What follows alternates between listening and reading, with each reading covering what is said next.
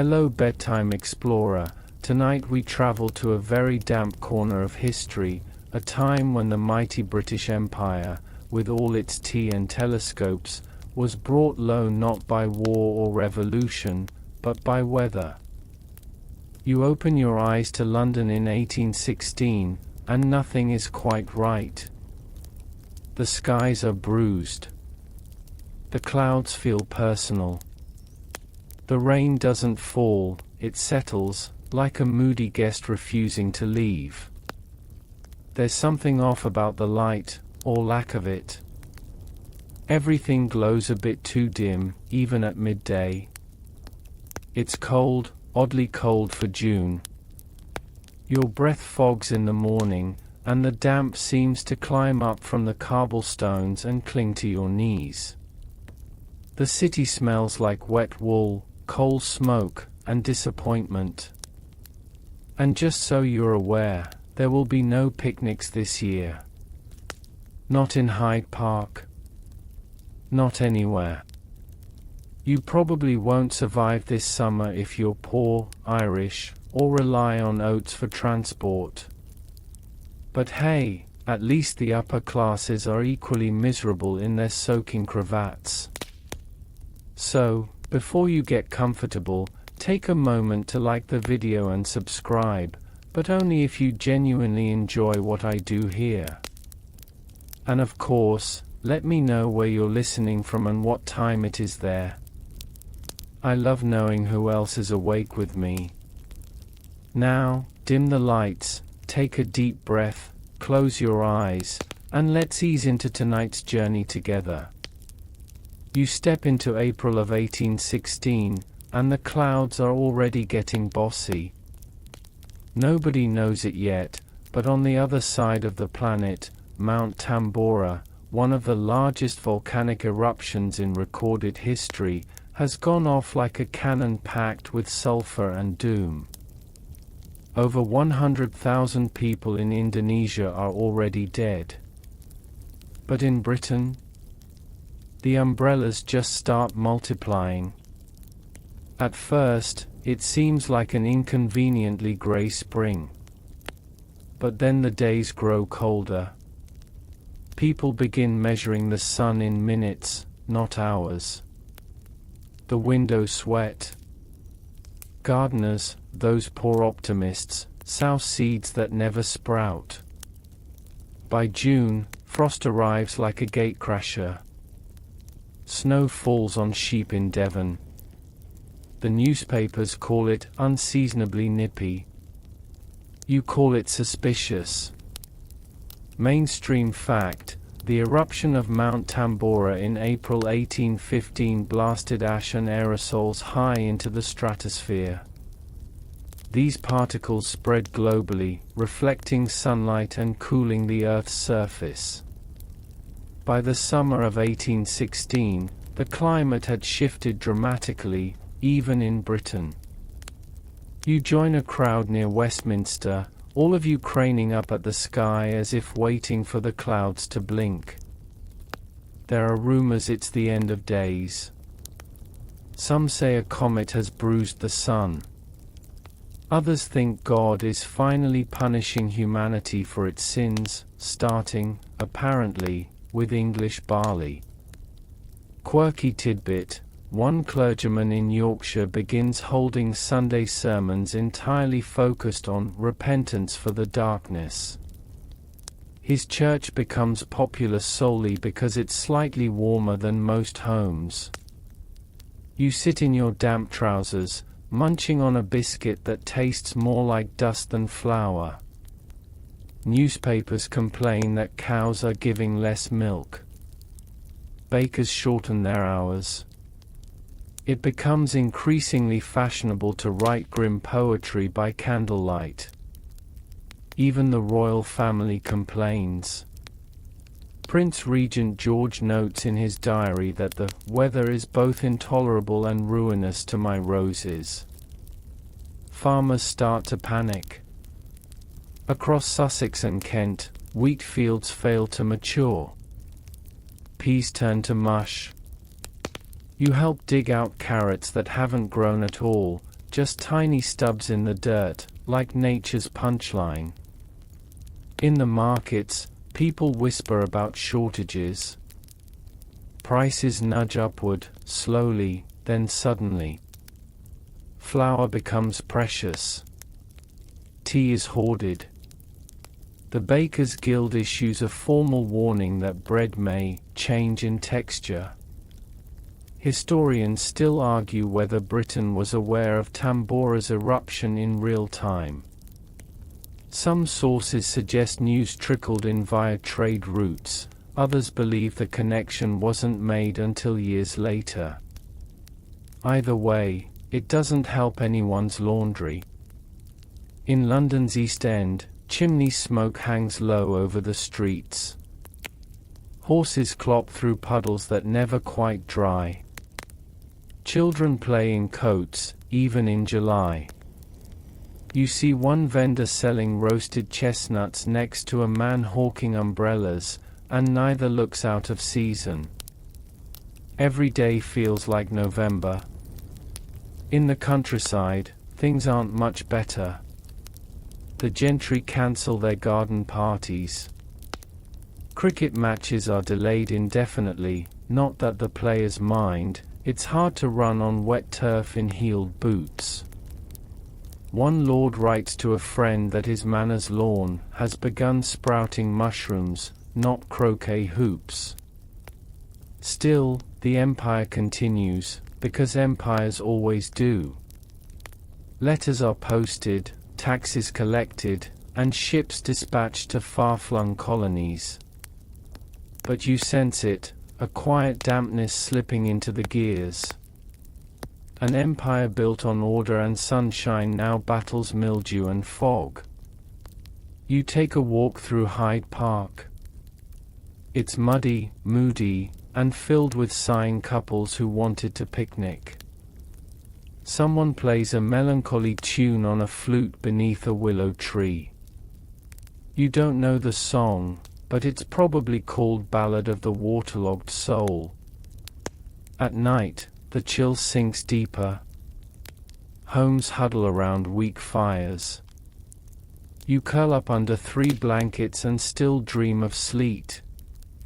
There is no escape, not from the cold, not from the damp, not from the gnawing sense that something is off. Even the birds seem to be complaining. Still, no one quite understands what's happening. They blame the weather, the gods, or the government, whichever's easiest. And as spring limps towards summer, your optimism packs up and leaves with the sun. The picnic blanket remains folded. The bread is stale. And your socks, bless them, will never be dry again. You wake up to drizzle. Again. Of course. At this point, even the pigeons seem tired of pretending they're not soaked. The morning light is dim, as if the sky itself hit snooze. You pull on your boots, still damp from yesterday, and step out into the slushy streets of London, where the empire is trying very hard to pretend it's not unraveling in slow, soggy increments. You pass a street vendor hawking newspapers under a dripping canvas torp. The headline reads, "Unseasonable conditions continue, hope for July." You don't have the heart to tell the poor man that July has already come and gone. It just didn't have the decency to look like summer. Welcome to 1816, where breakfast is toast that won't crisp and tea that cools too fast. The fire in your hearth hisses more than it crackles, and your coat smells like it's been worn by a wet sheep. There's a chill that gets into your bones and refuses to leave, no matter how many layers you throw over your shivering body. Mainstream historical fact, the British summer of 1816 was one of the coldest and wettest on record. Continuous rainfall, cloud cover, and frequent frosts led to crop failures, social unrest, and a prolonged economic downturn. You head into a coffee house, those havens of overcharged warmth and undercooked eggs, and overhear a gentleman muttering that the Thames is becoming a mirror for God's frown. He sips from a porcelain cup as though the steam can hide his misery. It doesn't. Another patron complains that the barometer has been stuck in melancholy since February. The mood? Genteel despair. At breakfast, your toast is soft in all the wrong ways, and the eggs have gone cold before reaching your table. The butter refuses to spread. You stab at it anyway, because this is Britain and politeness requires a daily dose of culinary disappointment. Then it's out again, into the wet. The cobbled streets of London glisten with slick horse dung and raindrops. Umbrellas bloom like black fungi. You pass a group of labourers trying to build a new storefront in Spitalfields. Their tools slip in the rain. Their clothes sag from water weight. One of them mutters something about, "This cursed weather's worse than Parliament." Quirky tidbit, the term pluviophile, someone who loves rain, didn't exist yet in 1816, but if it had, it would have been used exclusively by liars. You stop by a bakery. Inside, the hearth is low, and the shelves are half-stocked. The baker explains that flour shipments have been delayed again, some roads are impassable due to flooding in the countryside. He holds up a limp loaf and jokes, "She's a bit of a swimmer, this one." You buy it anyway. It's either that or go hungry. Down the road, you notice something odd. Chimneys that haven't stopped billowing since March. Ash clings to the windowsills like it's trying to move in. The chill doesn't just live in the wind, it lives in the walls. Historians still argue whether Tambora's aerosols were fully understood by British meteorologists at the time. Some believe the connection between volcanic activity and atmospheric cooling remained a fringe theory until decades later. For now, most folks just assume the world is in a bad mood. You trudge past Buckingham House, where the royal gardeners have given up entirely. The flower beds are mud pits. The hedges droop. Rumors say even the Queen has stopped planning summer excursions. Why bother when every garden party ends in pneumonia? The aristocracy, you hear, are taking it poorly. Drenched fox hunts. Soggy parlour games. One countess in Surrey allegedly declared her drawing room a lake with wallpaper. Servants are instructed to wring out upholstery by hand. Fashion trends shift to embrace darker tones, mostly because no one wants to deal with water stains on pastel silk. Meanwhile, among the working class, the mood curdles. With food prices rising and wages stagnating, people are growing restless. The rain isn't just wet, it's personal. It feels like a slap from the heavens. Every puddle is an insult. Every draft through the window is a whispered mockery.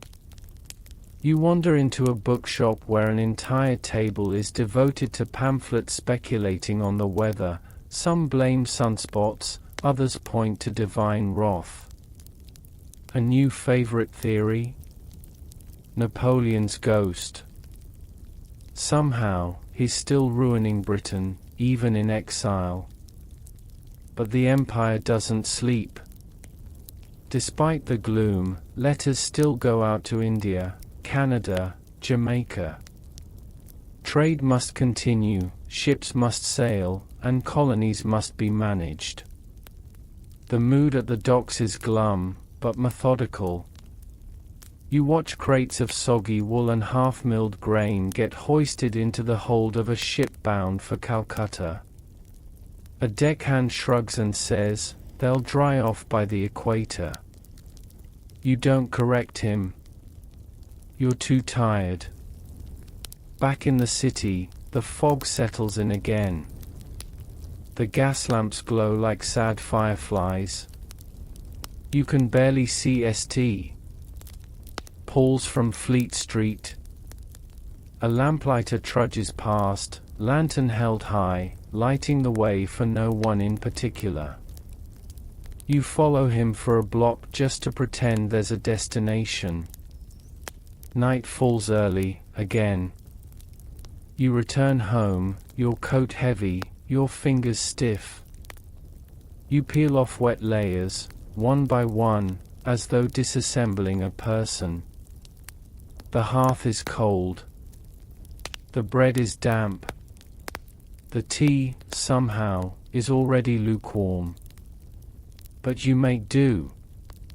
Because this is the British Empire, and if there's one thing it's truly built on, it's the ability to maintain a straight face while slowly drowning in its own drawing room. You fall asleep to the sound of drizzle tapping the window pane. Tomorrow will be wet. Of course it will. The birds don't even bother singing this morning. You open your eyes to grey-on-grey light, the kind that makes every surface feel vaguely damp, even your thoughts. You stretch, yawn, and pull back the curtains to find that your street has transformed overnight into something between a puddle and a bog. Across the way, a cat sits miserably on a windowsill, clearly reconsidering its life choices. Welcome to Britain's boldest experiment in year-round November. And today, you're off to the countryside, where, believe it or not, things are worse. You ride a creaky carriage out toward Kent, past hedgerows weighed down by moisture and sheep that look like sodden tufts of gilt. Farms blur past, brown and bare. The wheat should be thigh-high by now. It isn't.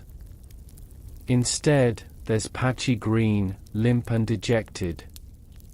Rows of furrows end in waterlogged trenches. You hear a farmer mutter to no one, even the weeds ve given up. Mainstream historical fact, in 1816, England's agricultural regions were devastated by unrelenting rain and cold. The wheat harvest was poor, the oat yield failed in many counties, and livestock became weak from exposure and malnutrition. The carriage splashes through another rut. You're jostled up against a sack of questionable hay. It smells like it's already fermenting. You've passed a dozen fields now and still haven't seen a single healthy crop. A man in a flat cap waves at you from a ditch. Or he's stuck. It's hard to tell. By midday, you're on foot, boots sinking into spongy soil as you explore one of the many estates trying, bravely, to pretend things aren't falling apart. The landowner greets you on the porch with a forced smile and a soaked cravat. He gestures proudly to a cabbage. One cabbage. You do your best to look impressed. Normally, this field would be full by now, he says. We'd have carrots, turnips, some fine barley. You nod politely, both of you ignoring the obvious. This year, you'll be lucky if the cabbages don't start charging rent. Down the lane, you meet the tenants, families who work the land and live in drafty stone cottages with doors that won't quite shut and chimneys that leak despair. The children have the wide, watchful eyes of people who've been cold since May. Their mothers are boiling potatoes, tiny, stunted things that look more like warts than food. Quirky tidbit: in parts of Devon and Cornwall, some desperate farmers tried feeding boiled seaweed to pigs. The pigs refused. That should have been a clue. You join a group in the barn for shelter. Rain taps steadily on the roof. A farmer tells you that 2 of his cows died last week. He's keeping the third inside with him, for company and warmth. You glance over. The cow looks exhausted. So do you. Historians still argue whether the collapse of the 1816 wheat crop directly contributed to long-term changes in British agricultural policy. Some say it forced early discussions about diversification. Others think it just made landowners more miserable in better boots. Out here, though, no one's thinking about policy. They're thinking about survival. Fields are being replanted for the 3rd time, an act of optimism or madness, depending on your view. Seed stock is running low. Hands are raw. Spirits are thinner than the gruel on the table. You follow the farmer to the edge of the property where a row of beets was supposed to grow. The earth is too cold. He nudges a patch with his boot. You'd have better luck growing oranges in Scotland this year, he says, and for a moment, both of you chuckle. But only for a moment. You wander toward the village centre, where the market square now features a modest collection of wilted greens, a goat, and a bucket of very suspicious apples. One stall sells soup made of turnip leaves and barley water. Another offers socks, guaranteed dry, but clearly not. A woman hawks bundles of straw as insulation. Business is brisk. A local priest is tacking up a notice calling for a day of prayer and fasting, to seek the Lord's mercy in this time of cold affliction. Nearby, a child points up at the sky and asks her mother where the sun went. Her mother doesn't answer. She's too busy counting coins that don't quite cover the bread. You attend a village meeting in the church hall. The walls sweat. The benches creak. A local land agent gives a long speech about how things will improve come harvest. No one cheers. They've heard that line since March. Afterward, an old man in the back stands up and says, "We've had cold summers. But we've never had no summer." That gets a quiet nod from the room. Even the vicar sighs. You leave before nightfall. The path back to the road is half flooded, and you nearly lose a boot in the mud. A fox watches you from the hedgerow. Its fur is matted. It doesn't run. Back in the carriage, you wrap yourself in a damp shawl and listen to the wheels slosh through the ruts. You can't stop thinking about the fields, blank, brown, and patient. Like they're waiting for a summer that won't come. By the time you return to the city, darkness has already fallen. You try to brush the mud off your coat, but it's not just dirt. It's the weight of a season that forgot how to end. And tomorrow? You get to visit Scotland. Bring another pair of socks. The carriage rattles northward. You're heading into the Highlands, chasing a sun that refuses to exist. You press your nose to the glass, watching the landscape shift from rolling farmlands to brooding hills wrapped in a blanket of drizzle. The sheep stare at you like they've already accepted defeat. So should you. Scotland in 1816 is not having a romantic moment. It is not a postcard of misty locks and gallant stags. It's more like a prolonged shiver interrupted occasionally by sheep-related accidents. You cross a bridge slick with algae and realize that even the moss looks depressed. You arrive in a village that sounds lyrical, something like Glen Whatever, but the welcome is cold and damp. A bagpipe wheezes in the distance. Not playing. Just wheezing. Like it gave up halfway through Scotland the Brave. You duck into an inn that smells like boiled wool, mildew, and disappointment. The barkeep, wrapped in 3 layers of tweed and sarcasm, offers you something that used to be soup. "It's better hot," he says. You believe him. It just never got there. Mainstream historical fact: in 1816, Scotland's crops suffered dramatically due to excessive rain and near-freezing temperatures well into summer. Communities in the Highlands, already struggling economically, were especially vulnerable to hunger and displacement. Out the window, you watch as men in kilts trudge across muddy roads, carrying sacks that sag with damp oats. You don't ask what's in them. You already know: wet regret and moldy porridge. Someone in the corner is complaining about the sheep. "They keep sinking," he says. "The fields aren't soil anymore. They're soup." Quirky tidbit: that year, some Highland farmers reportedly tried to salvage drowned hay by spreading it out in their attics to dry, essentially turning their homes into makeshift compost bins. You head up the hill to visit a crofting family, poor farmers who live on marginal land in stone cottages built to endure hardship. Normally, they'd be harvesting barley and oats right now. Instead, they're mending peat walls and praying their potatoes grow larger than marbles. The matriarch greets you with a tired smile and chapped hands.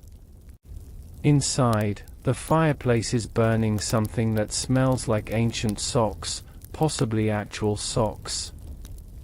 The children sit close to the hearth, wrapped in shawls, playing with stones like they're action figures. One of the boys holds up a tiny root and says, "This one's the captain." You smile and nod. It's the most leadership anyone's seen all week. Historians still argue whether the poor weather in Scotland directly intensified rural migration toward the lowlands during this period. Some insist the famine pressures were already in place, others believe 1816 accelerated the exodus. What's clear is this: the land isn't cooperating. On your walk through the village, you see entire fields where the seeds never sprouted. The dirt is too cold, the moisture too stubborn. In some spots, they didn't even bother planting, just turned the field into a makeshift sheep pen. Even the sheep look insulted. You reach a pasture where the fog is so thick you can barely see your feet. A man named Alastair guides you through, swearing the fog wasn't always like this. "Used to lift by noon," he says. "Now it just stays. Like it owns the place." He shows you the burn, a small stream running faster than usual, swollen from endless rain. "Took half the chicken coop last week," he mutters. You want to laugh, but the chickens didn't survive. At the local kirk, the minister has begun incorporating weather metaphors into his sermons. "The Lord doth test us with drizzle," he proclaims, and several parishioners nod solemnly. One sneezes loudly. The church smells like damp hymnals. In the manse garden, the rhubarb has collapsed from exposure. The onions are waterlogged. A single cabbage stands upright, defiant, and you nearly salute it. Back in town, people are gathering around the fire in the common room of the inn. There's a fiddler playing what might be a jig, but sounds more like a dirge. You sip something brown and alcoholic, no one knows what it is, but it warms you just enough to forget that your boots haven't been dry in 4 days. A merchant tells you about cancelled fairs, livestock markets flooded out, and entire shipments of wool ruined by mildew. He shakes his head and says, "The English call it a bad summer. We call it Tuesday." You write that down. Later, in your room, the window rattles gently in its frame. You wrap yourself in a scratchy blanket and listen to the wind hum through the stones. Somewhere, a sheep bleats in protest. Or maybe it's singing. It's hard to tell. You drift off with the knowledge that Scotland has seen worse, but not by much. The chill here is ancestral. It lives in the bones of the land, the stones of the houses, the notes of the songs. And this year, it's winning.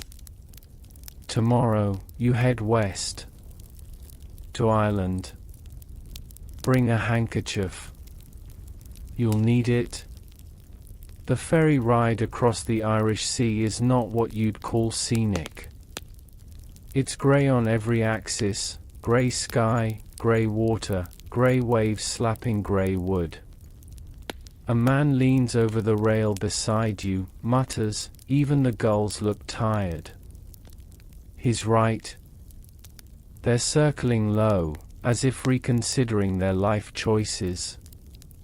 You arrive in Ireland under a sky that hasn't cleared since spring, and the rain here feels different. Less apologetic. In London, it's a drizzle. In Scotland, it's a complaint. But in Ireland, it's personal. It doesn't fall, it presses. The air is heavy. It squeezes the color out of everything, crops, coats, and people. You trudge inland toward the rural west, where most families rely almost entirely on the potato crop. And the crop isn't. It just isn't. Mainstream historical fact: in 1816, Ireland suffered widespread crop failure, particularly of potatoes, the dietary cornerstone of the rural poor. The persistent cold and wet weather caused late planting, rot, and a dismal harvest. You walk through endless furrows of mud that should be brimming with green. Instead, it looks like the land itself has sighed and given up. A boy runs past with a bucket of peat and a face that's forgotten what dry feels like. You arrive at a thatched cottage tucked into a hillside, where a family of 7 is scraping by on the last of last year's potatoes and thin milk. The father shows you the small patch behind the house, black with rot. His hands are calloused, but his voice is soft when he says, "We'll try again next week, if the frost lets us." Inside, the hearth glows with tired warmth. The children sit close, passing a tin mug around, taking slow sips like it's something to savor. You offer to help with the fire, and the mother smiles at you like you're an unlikely ghost. Quirky tidbit: in some parishes that year, the church began blessing seed potatoes before planting, hoping a little holy intervention might override whatever cosmic prank was ruining the season. The church down the road has called for daily prayer. Not weekly. daily. Inside, it smells of wet wool and desperation. The priest wears a sodden cassock and mutters sermons about humility and survival. No one argues. There's nothing left to argue about. You sit in a pew and listen to the rain on the roof. It's less a patter than a slow, rhythmic scolding. There's a leak 2 rows over, and a woman just shifts her shawl and accepts it. No one flinches anymore. They're tired. Historians still argue whether 1816's Irish crop failures laid the groundwork for the Great Famine of the 1840s. Some point to this year as a dress rehearsal for future tragedy, proof of how vulnerable rural Ireland already was. You spend the evening in the village tavern, a small room, packed full of soggy coats, smoke, and a fiddle that refuses to play anything cheerful. A man near the hearth tells you he buried 3 pigs last week.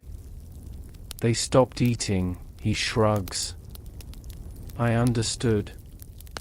The barkeep pours you a cup of something brown and says, "We used to call this harvest season." He smiles without smiling. Now we just call it the wet time. Food prices are climbing here, too. The market stalls are nearly empty. A few green apples. Some turnips that could double as weapons. A stringy chicken for an entire week's wages. Bread is down to scraps, and no one wastes a crumb. You overhear a conversation between 2 women trying to stretch a sack of oats into a month of meals. Boil it thinner, one says. Add more water. It'll fill the belly. The other nods. Neither blinks. Back at the cottage, you offer to help dig a drainage trench by the potato patch. You grab a spade, and it sinks instantly into mud that shouldn't be mud. It should be something, anything, useful. But this year, even dirt has decided to take the season off. A child asks you, "Will the sun come tomorrow?" and you give the only answer you can, "Maybe." You don't believe it, but they don't need the truth. They need the idea of it. That night, you sleep in the loft of the cottage, under a low ceiling of creaking beams and damp straw. You wrap yourself in a wool blanket and listen to the wind rattle the shutters. There's no insulation, no soundproofing, no barrier between you and the season. But there is family below. People gathered around a flickering fire, whispering stories not about kings or saints, but about weather. The villain of the year. There is no enemy to fight, no army to blame. Just a sky that won't stop dripping and a land too tired to resist it. And tomorrow? You go back to England. Back to towns where things are slightly better, but only in the sense that some people are complaining louder. Don't worry. You'll be cold there too. You return to England beneath a sky that's still sulking. The clouds follow you like unpaid interns, damp, overworked, and desperate to prove a point. You arrive in the Midlands this time, where once prosperous textile towns are beginning to unravel, literally and economically. People say 1816 is bad for farming, but it's not exactly a party for industry either. No crops means no dye plants. No heat means no dry cloth. And no dry cloth means angry tailors with nothing to stitch except complaints. You walk down a narrow alley in Manchester, your boots squelching through something that might have been cobblestones if they hadn't drowned. The rain pools around looms that never started this morning. There's wool, yes, but soaked, mildewed wool doesn't make for high fashion. Mainstream historical fact: in industrial towns like Manchester and Birmingham, food shortages and soaring prices in 1816 led to unemployment, unrest, and mass protests. It wasn't just a rural crisis, it infected every class and sector.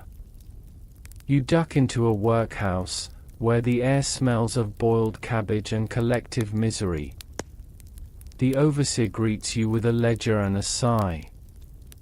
We've taken on 27 new families this week. Some from Yorkshire. Some from nowhere at all. The cots are close, the blankets damp, and dinner is a ladle of barley water and a frown. Children cough in the corners. Men stare at their palms like they're trying to remember what real work feels like. Someone mutters about a bread riot last week. You ask where? Everywhere, they answer. Pick a direction. Quirky tidbit: in Nottingham, a baker who refused to lower bread prices despite the famine fears was allegedly chased through the streets with half-loaves tied to sticks like angry parade floats. Even the weather's not just wet, it's aggressive. You pass by a canal and see two horses stuck up to their flanks in soft mud. Their driver is barefoot and furious, slapping the reins and shouting something that might be a prayer or profanity. Possibly both. You head east, toward East Anglia, where the fields once gently rolled and gleamed gold this time of year. Not in 1816. Now they resemble patchy carpets half ripped by a toddler. Farmers are feeding grain to livestock with a wince, knowing they might not afford to replace it come autumn. At a village meeting, the vicar opens with the usual blessings, then adds, "We do ask that no one set fire to the granary this week." That's the whole sentence. No context offered. No one blinks. Historians still argue whether the riots that year were pure economic backlash or the early flames of something more revolutionary. Was it food, or fury? You visit a market square where soldiers stand with rifles, not for war, but to protect turnips. Yes, turnips. That's where we are now. A woman tries to haggle for a bag of oats with a spool of linen and a promise. The merchant looks tempted. Across town, a pamphleteer is handing out leaflets soaked through from the drizzle. The ink runs like it's embarrassed to be here. The message, though, is still clear: we can't eat taxes. The government's response is, let's call it, confused. They lower a few duties, offer a speech or two, and then quietly fund more militia recruitment. Bread riots make terrible headlines, but an armed mob of weavers? Terrifying. You sneak into a tavern just as the evening begins, wet coat steaming, boots shedding puddles. A man sings a song with 12 verses, each blaming a different nobleman for the weather. Some of the rhymes are a stretch, but the crowd doesn't care. Misery loves melody. In the corner, two men whisper about smashing looms. If the machine eats the job, one says, then the hammer eats the machine. You sip your beer and try not to make eye contact. It's that kind of night. Another man tells a story about a cow giving birth to twins during a lightning storm and how it means something, probably. Omens are everywhere now. People are reading signs into cracked teacups and the shapes of puddles. You step outside to breathe, and realize you've stepped into someone's sleeping quarters. 3 families are huddled under the pub's awning, passing around a tin kettle and staring at the fog like it owes them an apology. You head back toward the factory quarter, where even the rats seem thinner. A weaver stops you and offers a glove with no mate. "Keep it," he says. "This year's not warm enough for symmetry." And through it all, the rain. That thin, needling, shoulder-sinking rain. It doesn't fall hard. It just doesn't stop. You pause by a churchyard and watch as a boy carves the date into a tree with a penknife, 1816. Nothing else. Just the number. Maybe someday someone will ask him what it meant. Maybe he won't even know how to explain it. Because it's not the kind of year you remember, it's the kind of year you survive. And tomorrow? You head south. Toward the capital. Toward tea that tastes like wet roof and politicians who claim everything's fine. Spoiler, it's not fine. London greets you with a wet cough and a mouthful of chimney soot. The Thames heaves like it's trying to drown its own reflections, and the cobblestones are slick enough to audition as ice. You land in the city just as a newspaper hawker yells, "Rats eat flour shipment in Limehouse, baker found sobbing." You think he's joking. He's not. London, summer 1816, is a place where umbrellas collapse, wigs droop, and powdered faces melt under the weight of humidity and despair.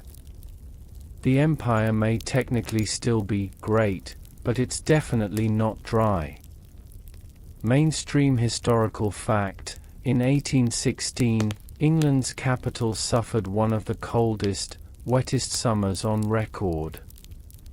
The persistent cloud cover and heavy rains flooded streets, disrupted commerce, and even stalled building projects across the city.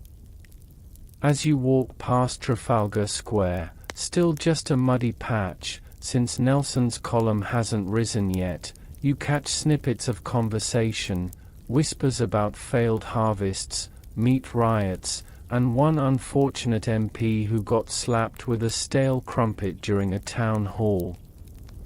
You duck into a cafe near Fleet Street. It smells of burnt chicory and disappointment. A man in a waistcoat writes in a journal titled, "Why God Hates My Garden." You don't ask questions. You just order tea. Quirky tidbit: 1816 saw an unexpected boom in indoor hobbies across London, including tea leaf reading, melancholy poetry, and the competitive breeding of unusually fluffy cats. You drift past St.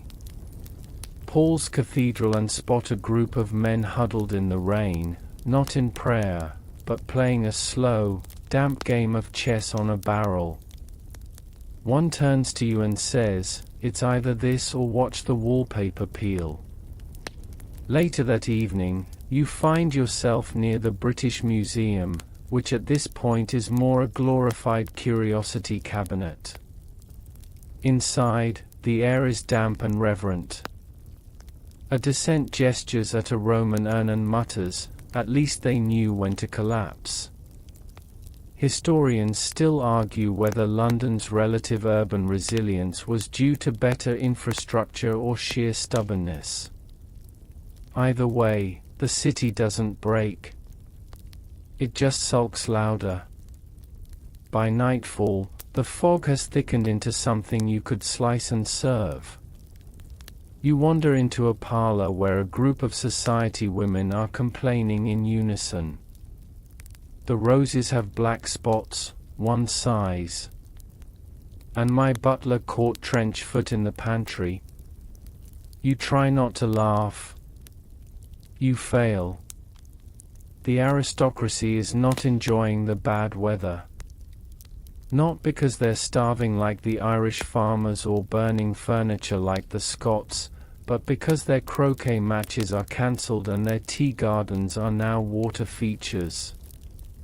You're invited to a poetry salon, which sounds pleasant until you realize it's 3 hours of candlelit weeping set to minor key harp music. One woman reads aloud a sonnet titled, "Grey Mist on Grey Heart," and collapses dramatically into a velvet chair. You excuse yourself to the rooftop for air, only to find 3 gentlemen arguing about whether the rain is a punishment from God or the French.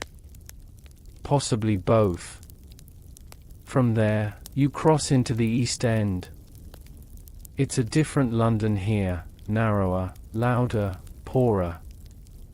Children chase a chicken through ankle-deep muck, and 2 women argue over who gets to keep a broken chamber pot. One of them wins by sheer volume. A fishmonger complains that his catch is rotting faster because the sun refuses to make an appearance.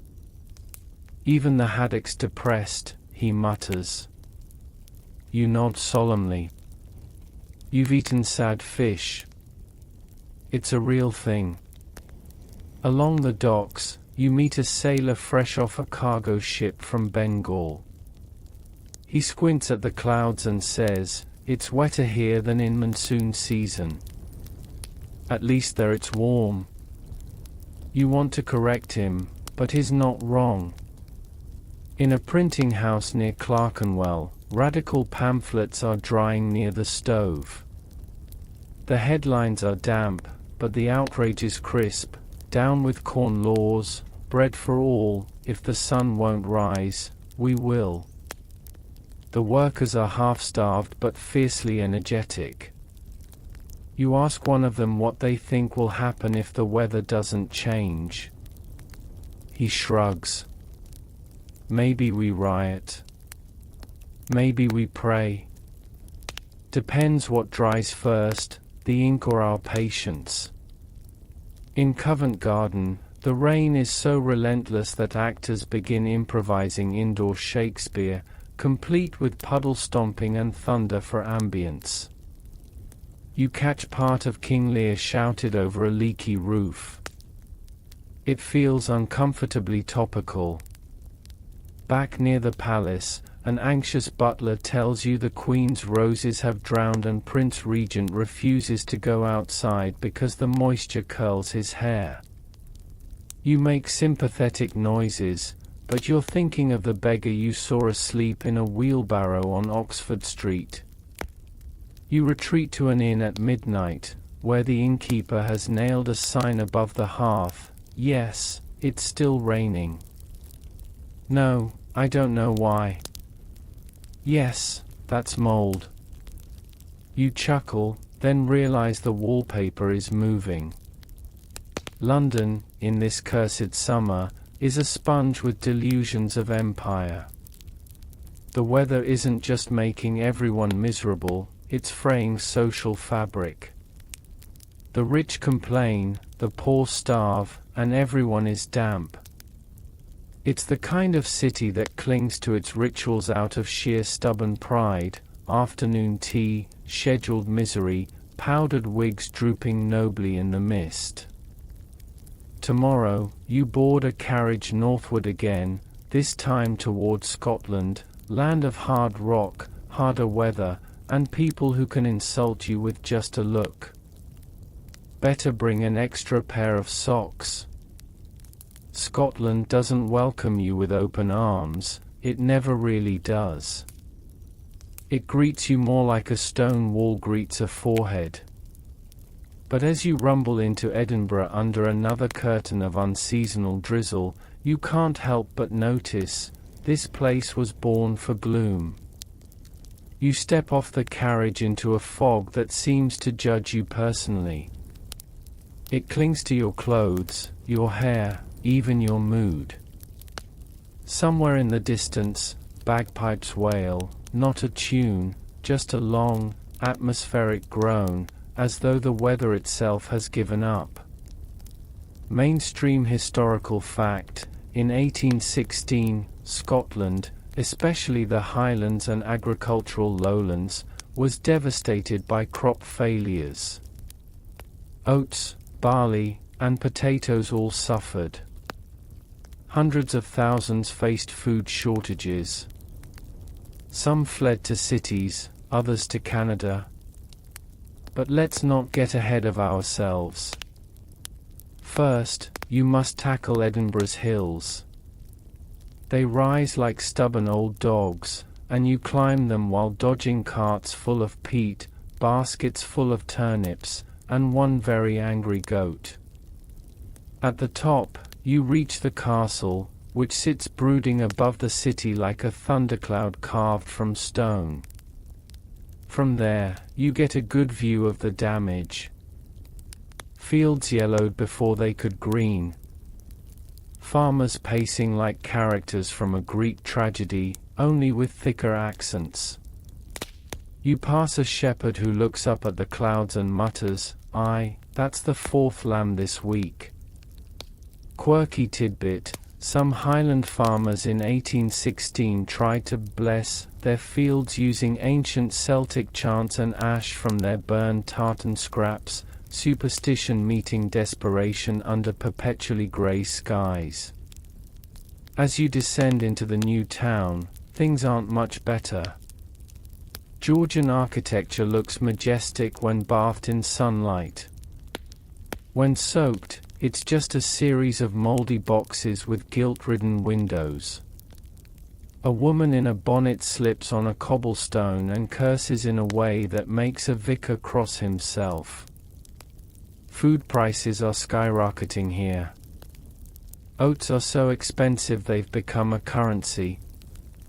A fish pie costs what a horse did last year. And speaking of horses, one just collapsed in the road. No one reacts. A child steps around it and keeps eating his bread crust. Historians still argue whether Scotland's suffering in 1816 was more severe than Ireland's. The two regions often mirror each other in misfortune. But Scotland, with its thin topsoil and harsher climate, was particularly ill-equipped for 3 failed harvests in a row. In a village just outside Stirling, you visit a croft where 6 families share one stove and a single pig. They don't slaughter it. It's more like a roommate. You sit down to a dinner of thistle stew and 1 square inch of bannock. No one complains. Complaining would waste heat. The laird comes by to check on the tenants.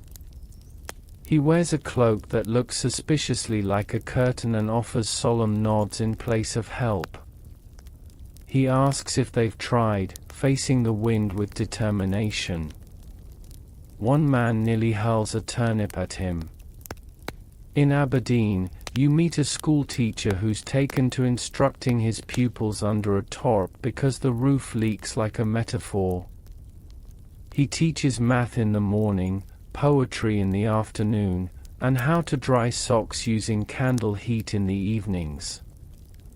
In the Highlands, things are worse. You ride through Glencoe where the roads are empty except for wandering sheep and very determined midges. Families here are abandoning their stone huts to seek work in Glasgow or boarding ships to Canada, clinging to rumors that the sky is still blue over there. At night, you join a ceilidh, a kind of traditional gathering with music, dancing, and storytelling.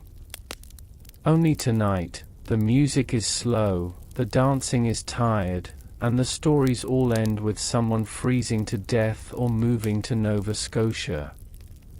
A man named Ewan sings a mournful tune about his cousin's failed barley crop. Another recounts a dream where the sun returned, and no one knew what it was. You fall asleep to the sound of pipes and wind, the kind of lullaby that might make you cry in your sleep.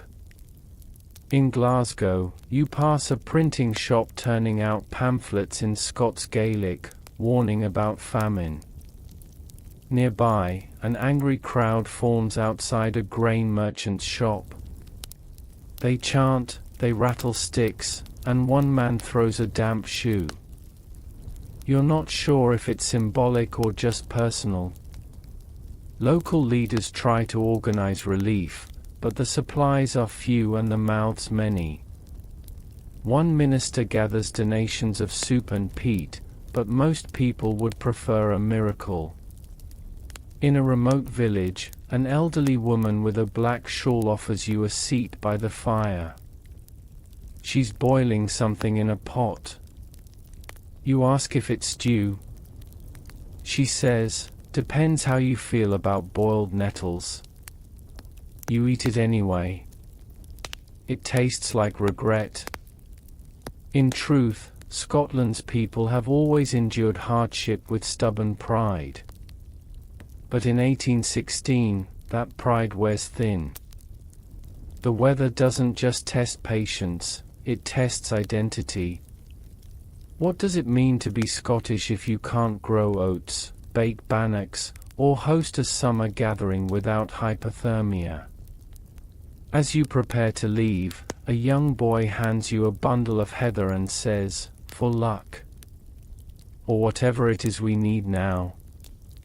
You take it, humbled. You board a leaky ferry back across the Firth of Forth. Behind you, the mist tries one last time to swallow the hills. Ahead, the industrial Midlands, the coal-black heart of England, where even the sun might need goggles. You ride into England's industrial Midlands just as the fog thickens to the colour and consistency of old gravy. Birmingham greets you with the charm of a rusted hinge. The chimneys belch smoke like dragons with indigestion, and every surface, from rooftops to eyebrows, is dusted in soot. No birds sing here. You suspect they packed up and left in '15. Factories thrum like metallic heartbeats. Blackened brick buildings press against each other like they're trying to stay warm. But even inside, where iron gears clank and pistons wheeze, the air carries a wet cold that seeps into your boots and bones. The workers don't complain anymore. They've evolved past it. Mainstream historical fact, the Industrial Revolution was in full swing, but in 1816, even this mechanical monster couldn't escape nature's grip. Coal mines flooded, machinery rusted, and workers coughed more than usual, which is saying something. The cold reduced productivity, shortened workdays, and made life in the soot-slicked cities even bleaker. You visit a textile mill near Manchester, where children with grimy faces tug threads beside hissing steam looms. A boy named Alfie tells you he hasn't seen the sun since Easter. You ask which Easter? He says, "Dunno. Just one where we had eggs." Fringe tidbit: one factory owner attempted to mimic summer inside his mill using lanterns, coal stoves, and yellow-painted walls. Workers called it the sun room. They still got chilblains, but now with a side of ice train. Historians still debate whether this period sped up or slowed down the industrial push. On one hand, fewer hands made for slower machines. On the other, harsh weather drove rural populations into cities faster, chasing wages and warmth. It's one of those ironies history likes to keep unresolved. You follow a coal cart into Stoke-on-Trent, where potteries churn out crockery to distract from existential dread. A teacup featuring a hand-painted sunflower feels like rebellion. But the kilns keep going. Heat is currency now. The foreman tells you they sometimes host soup nights in the kill room after hours, and you're invited, just don't touch the glaze rack. Food here is no better than in the countryside, only more expensive. Bread riots aren't uncommon. You witness one at a grocer's stall where the only item left is a single leek. Someone throws a handful of pennies at it like it's an auction. The grocer ducks. The leek wins. Back in Birmingham, an inventor shows you his new machine, a device to dry wet boots using redirected chimney smoke. It works. Sort of. Your socks come out stiff as bark, but at least they don't squelch. People gather in pubs not to drink, they can't afford that, but to share warmth. A single fireplace. 12 strangers. 2 damp dogs. The bartender hands out bowls of something called pea ghost soup. You ask what's in it. Essence of peas, she says. No peas were harmed in the making. Upstairs, a newspaper editor shows you the headline, Son still absent, Queen unbothered. He's considering satire but worries readers have forgotten how to laugh. The cartoons have snowmen in July wearing monocles and quoting Latin. You don't get it either. You travel further south, toward Nottingham, where the lace industry limps on. The damp air wrecks threads, tangles looms, and drives weavers to madness. One man, frustrated by constant snapping threads, now makes lace exclusively for dolls. They don't complain. His wife is not thrilled. You meet a Methodist preacher delivering sermons beneath a dripping tent. He shouts about trials and tribulations while water pools around his ankles.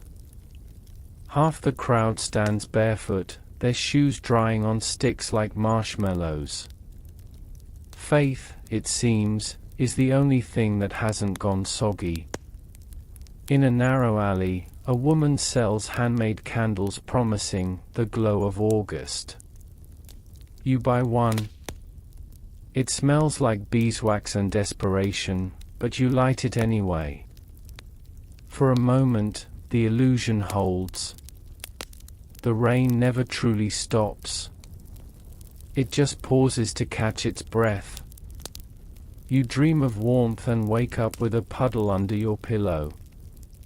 No one in the boarding house is surprised. You board a creaking barge down the Grand Union Canal, passing warehouses stacked with damp grain and disappointed rats. The boatman wears 6 layers and still shivers. He tells you his dog refuses to go outside unless bribed with sausage. You relate. Outside Oxford, the university looks stately but smells like mildew. Scholars in wool cloaks huddle near fireplaces, muttering about Aristotle and wet socks. A particularly theatrical professor has built a heliograph, a contraption meant to summon the sun using mirrors. So far, it has summoned 3 confused birds and a small fire. You stay the night in a farmhouse where the only source of heat is the family cow. They've built a sleeping nook next to her. She doesn't mind. She's the warmest thing in a 10-mile radius. As you drift off, you wonder how this nation, once so obsessed with order, empire, and imperial tea schedules, is coping with the absolute chaos of endless grey. Truth is, they're muddling through, in true British fashion, quietly panicking, politely complaining, and inventing new ways to describe rain. Tomorrow, you head to London, the seat of government, the belly of the beast, the capital of cold bureaucracy. Maybe the politicians there have answers. Maybe they just have drier wigs. Either way, your boots are starting to grow moss. London greets you with a cough. Not a metaphorical one, a literal, wheezing, street-wide cough that seems to rise from the cobblestones themselves. The city sprawls in a grand, grey fog, its buildings tall and close-set like they're bracing against the cold. Chimneys belch a kind of heroic soot. The Thames oozes beneath bridges slick with damp moss, its surface broken by coal barges, ice chunks, and the occasional floating loaf of regret. You arrive near Westminster as Big Ben, still under construction, by the way, doesn't chime, because it hasn't been built yet. Instead, the city's clocks strike a collective 4:00 p.m., though the sky suggests 10:00 p.m., and a deep existential sigh. The government buildings loom large and largely unhelpful. Inside, the halls of Parliament echo with chilly arguments. The benches are packed with men in wool coats and increasingly frosted attitudes. The weather's not the only thing freezing. Policy, too, is stuck in cold deliberation. Mainstream historical fact: in the aftermath of the Tambora eruption, the British government was slow to respond to the unfolding agricultural and humanitarian crisis. Relief efforts were sporadic and largely left to local charities or private donors. The Corn Laws, tariffs that kept grain prices artificially high, remained in effect, fueling riots and resentment. You sneak into a committee meeting where a member of parliament reads from a report. In Wiltshire, several turnips have perished from dampness. A tragedy indeed. No mention of people. The man next to him is asleep with his eyes open. Another is writing a sonnet titled Ode to Dry Socks. Down the hall, someone proposes a national day of prayer. Another suggests building more poorhouses. No one suggests feeding anyone. You sneeze. A clerk offers you a pamphlet on moral fortitude and a damp handkerchief. Fringe tidbit: around this time, a London doctor tried prescribing sherry and open fireplaces to treat what he called atmospheric melancholy.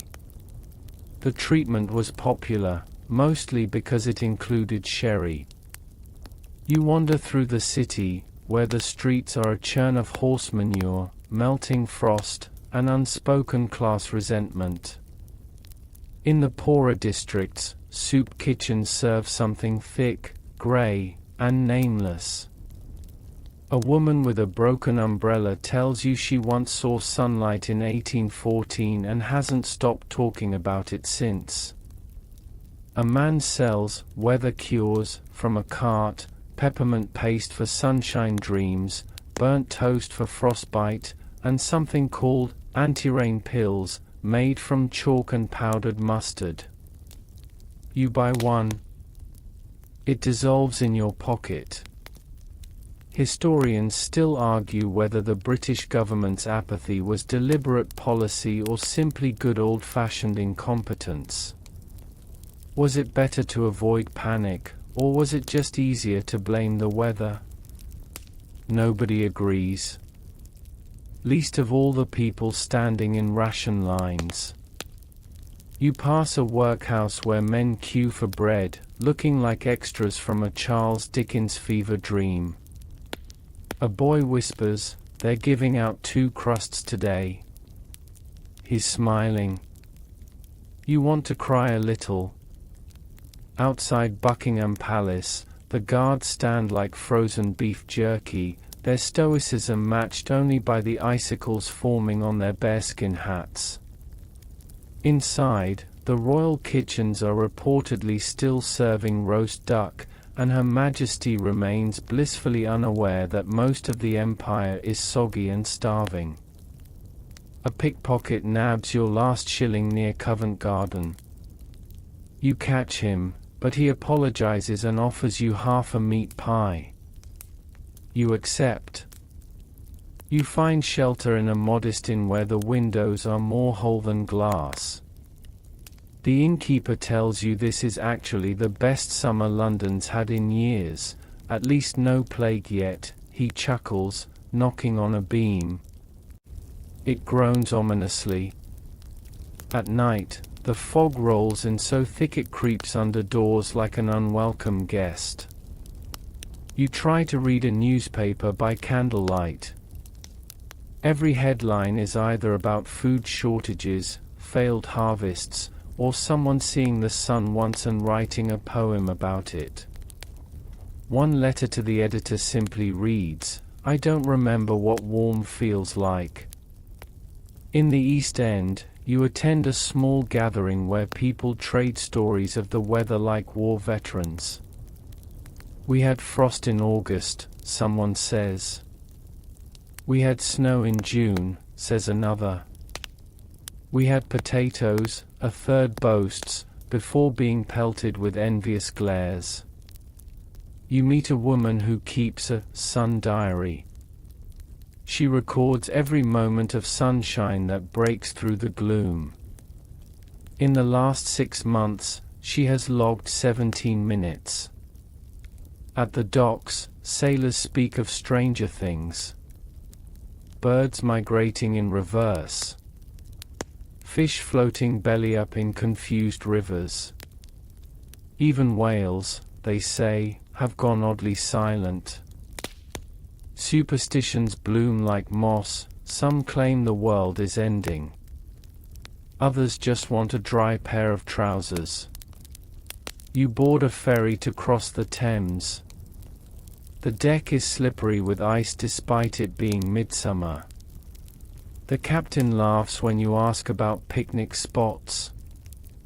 "Try Portugal," he says. Before leaving the city, you stroll past St. Paul's Cathedral, its dome hidden in haze. Inside, a clergyman lights every candle he has, declaring, "If God won't send the sun, we'll make do with beeswax." As you stand there in the golden flicker, for just a moment, you can almost imagine warmth again. The Channel crossing is not kind. You're barely 2 hours out from Dover before you start wondering whether your bones can, in fact, shiver themselves loose. The waves are oddly aggressive for summer, with grey crests like folded tin. You clutch a splintered rail and watch a sailor lose his hat to the wind, and his breakfast to the sea. You're not far behind. France greets you with a drizzly shrug. You arrive in Calais, though "arrive" is generous, it's more of a sideways stumble onto cobblestone, rain dripping down your spine like a personal insult. A port officer grunts at you in French and gestures at the sky. You nod, because what else can you do? Everyone's speaking the same language now, shared meteorological misery. You follow the road south toward Paris, passing fields that should be golden with grain. Instead, they're a blotchy mix of mud and frostbitten weeds. Every few kilometers, you spot desperate farmers with spades and hopeful expressions. They dig, plant, replant. The soil doesn't care.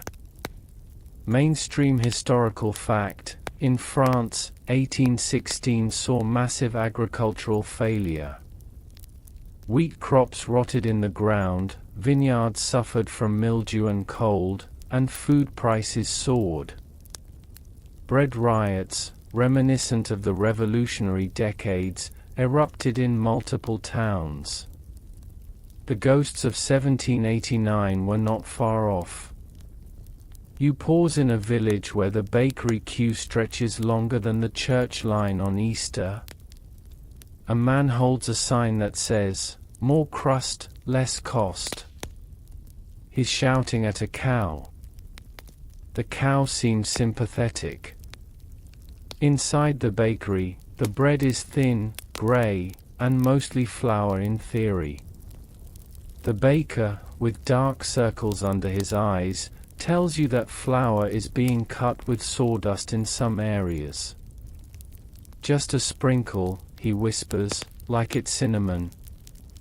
Fringe tidbit: some Parisians reportedly resorted to making soup from boiled leather, soaked overnight to soften it.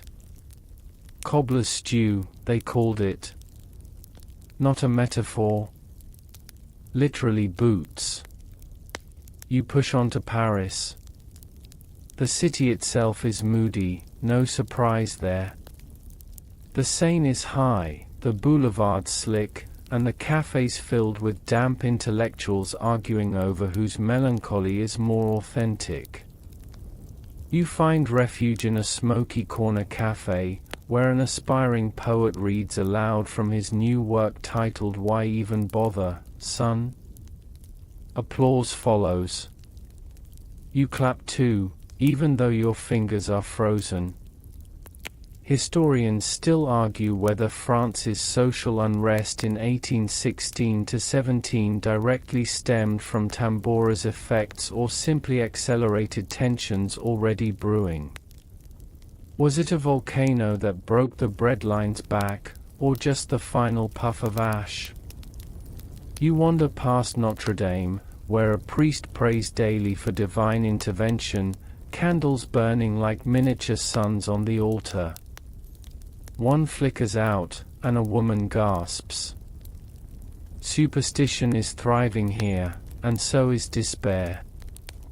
Posters across the city urge calm, but in the markets, people trade rumors faster than francs. England blames a volcano, someone mutters. But volcanoes are for Italians. Another swears the British invented the bad weather to sabotage French wine. You make the mistake of mentioning summer. Everyone turns. A man clutches his wine bottle tighter, like you've insulted his grandmother. You don't bring it up again. At the Louvre, the windows fog as visitors try to warm themselves by staring at warm-looking paintings. Ah, a woman sighs in front of a sun-drenched landscape, imagine feeling that. The guard nods solemnly and passes her a handkerchief. The government isn't faring much better. Ministers bicker over subsidies, with many claiming the peasants should simply innovate their way through hunger. One newspaper prints a satirical piece suggesting farmers switch to sunlight-resistant vegetables. The editor is later slapped with a rotting carrot. In the Luxembourg Gardens, what few flowers remain are encased in frost like botanical museum specimens. A musician tries to play a cheerful tune, but his strings snap mid-chorus. He switches to dirges. People tip more generously for those. One evening, you're invited to a literary salon, hosted in a drafty drawing room with 5 candles, 12 scarves, and absolutely no joy. Everyone drinks weak wine and argues about whether the world is ending. One man insists it's punishment from God, another blames British coal, a third claims the moon is sick. No one blames Tambora. They haven't heard of it. You eventually leave, carrying a borrowed umbrella that folds in half like an insult. The Eiffel Tower doesn't exist yet, but you swear you see something tall and imaginary looming through the fog, as if even the future wants out of this year. Further south, reports arrive from Lyon and Marseille, spoiled harvests, failed fishing seasons, and livestock deaths due to unfamiliar frosts. Grapevines wither, and the wine harvest is catastrophically poor. The nation's patience ferments with it. You stop by a village priest reading aloud from Revelation to a gathering of weeping farmers. It's the end, someone whispers. Of what, you ask? Take your pick. Evening settles like wet wool across the French countryside. You sleep that night in a barn, curled beside a donkey who smells better than you expected. Rain hammers the roof like a metronome for the collapse of expectations. Tomorrow, you'll head to Switzerland. It's not better there, but it is more dramatically miserable. You dream of baguettes, real grapes, and a sun that doesn't feel like a fable. You wake to the bray of a donkey and a gust of alpine air that somehow makes France's weather seem tropical by comparison. Welcome to Switzerland, the 1816 edition, land of mountains, melancholy, and the most artistically tortured vacationers in recent history. The road to Geneva is carved through valleys that should be teeming with wildflowers. Instead, they look like scenes from a bleak landscape painting someone forgot to finish. Trees wear frost like bad jewelry, and the sky hangs low, sullen and bruised.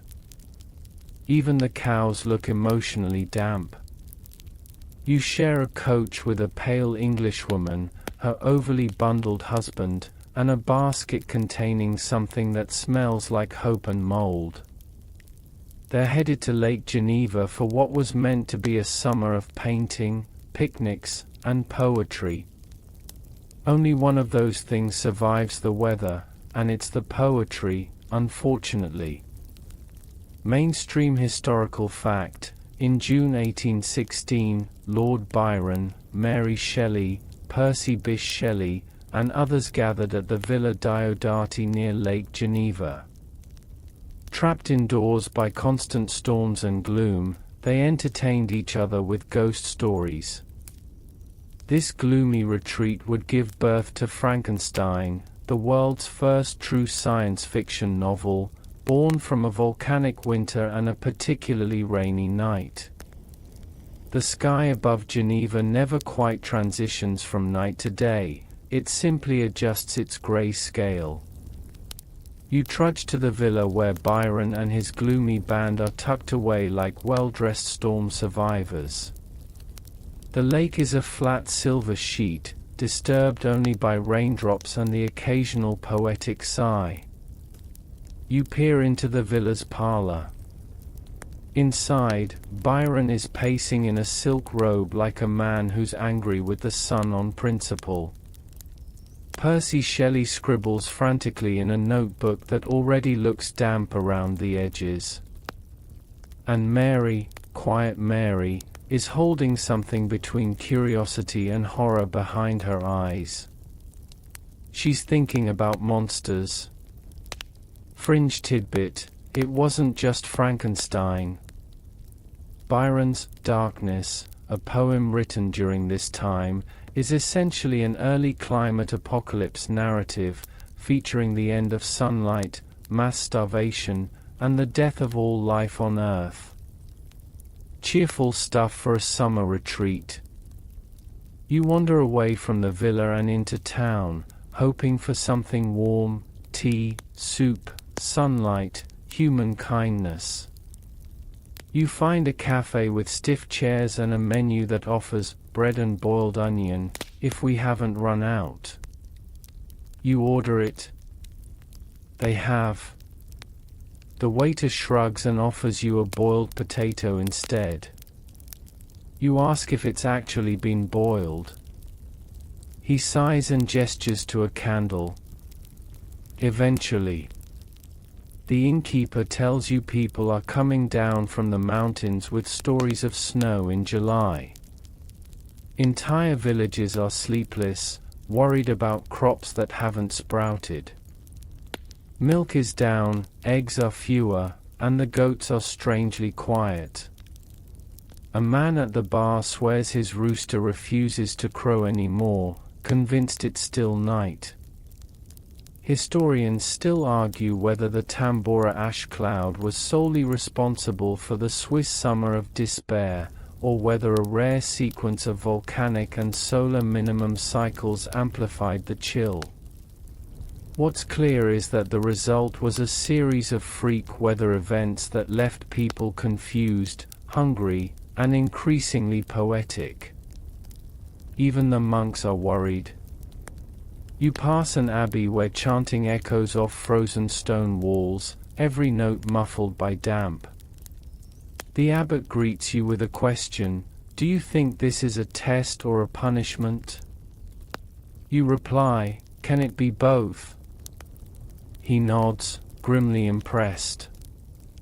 Geneva's famous clockmakers begin building darker timepieces, no gold, no flourish, just function. The hours pass, whether you like them or not. One shop offers weather-resistant watches. You ask what that means. They work indoors, the shopkeeper says. Everywhere you turn, the world seems frozen in a long exhale. Farmers replant. Artists repaint. Philosophers rewrite essays with gloomier conclusions.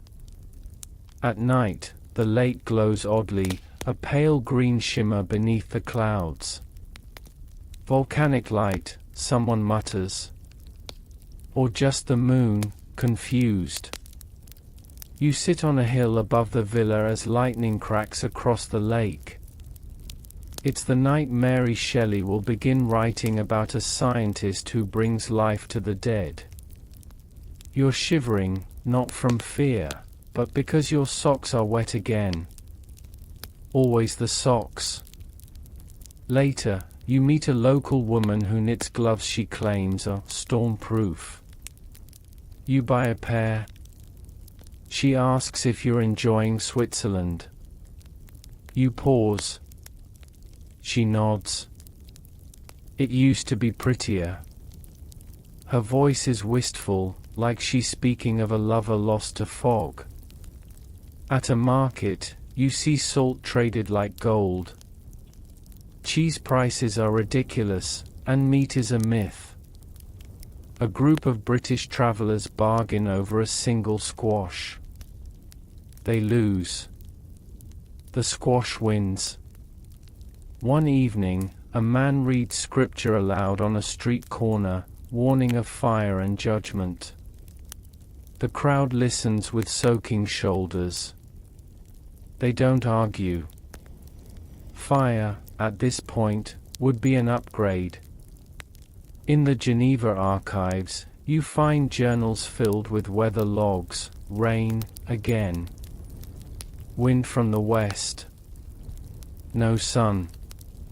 Day after day, the same scrawled complaints. Some pages are stained with what you hope is ink.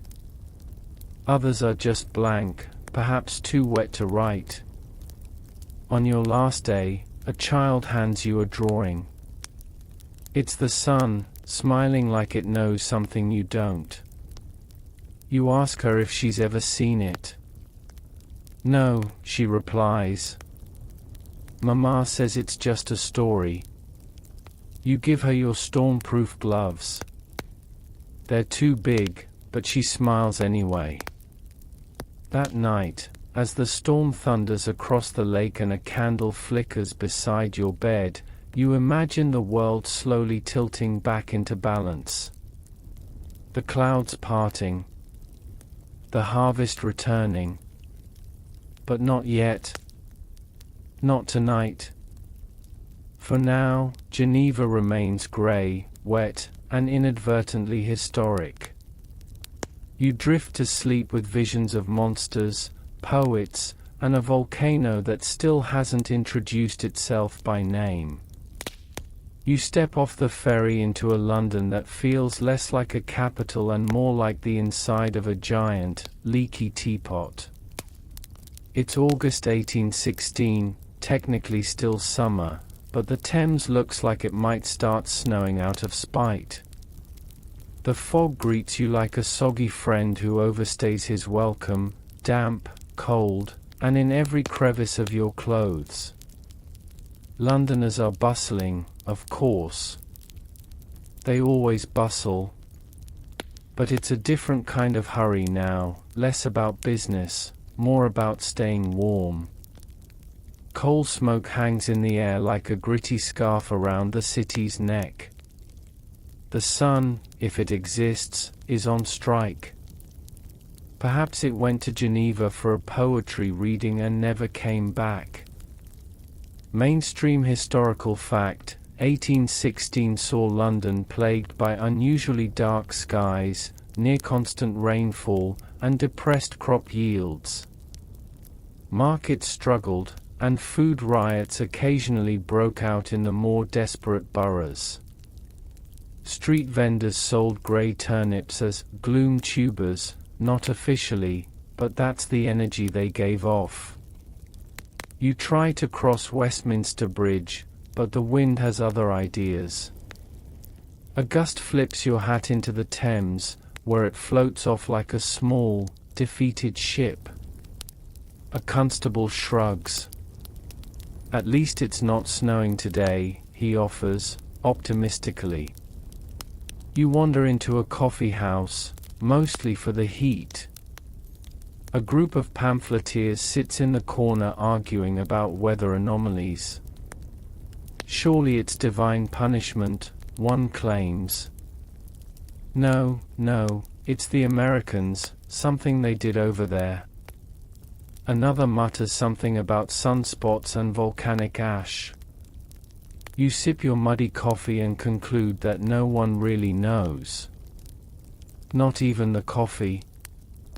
Fringe tidbit: one London entrepreneur began selling atmospheric tonic, a mix of camphor, vinegar, and hope, which he claimed could ward off gloom-induced lung fatigue. It smelled like pickled regret and did absolutely nothing. Across town, Parliament meets under flickering candlelight. Gaslight is still newfangled and doesn't take kindly to damp conditions. Members complain about everything from the rising price of oats to the smell of wet wigs. One lord dramatically proposes building a second son. He's not invited back. Historians still argue whether the worsening political mood in Britain during 1816 had any meaningful link to the bizarre climate, or if politicians were simply, well, themselves. But the public's mood certainly soured as crops failed and jobs vanished. The poor suffer most, of course.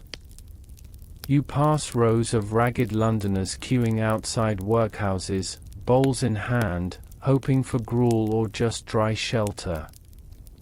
A child tells you, "We used to eat apples." You ask, "And now?" She gestures at a pile of grey bread. You decide not to ask again. You stop by a bakery, curious. The loaves are smaller, harder, and browner than they ought to be. The baker leans in and whispers, "There's more sawdust than flour, but don't tell the magistrate." You nod.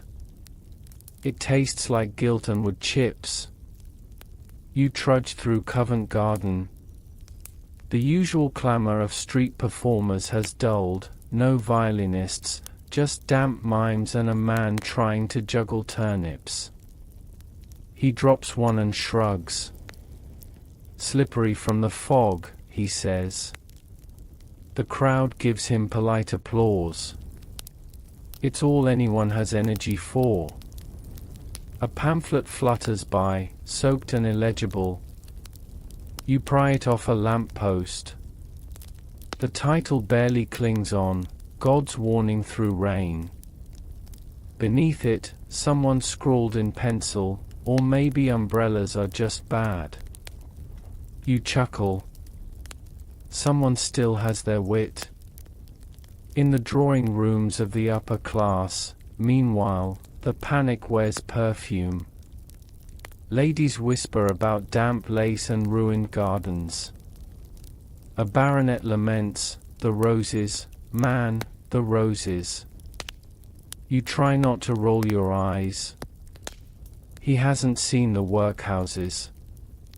A carriage splashes mud on your coat. Inside, a fashionable lady peers out and says, "My dear, have you seen the sun?" You nod. Once. In Geneva. It was brief.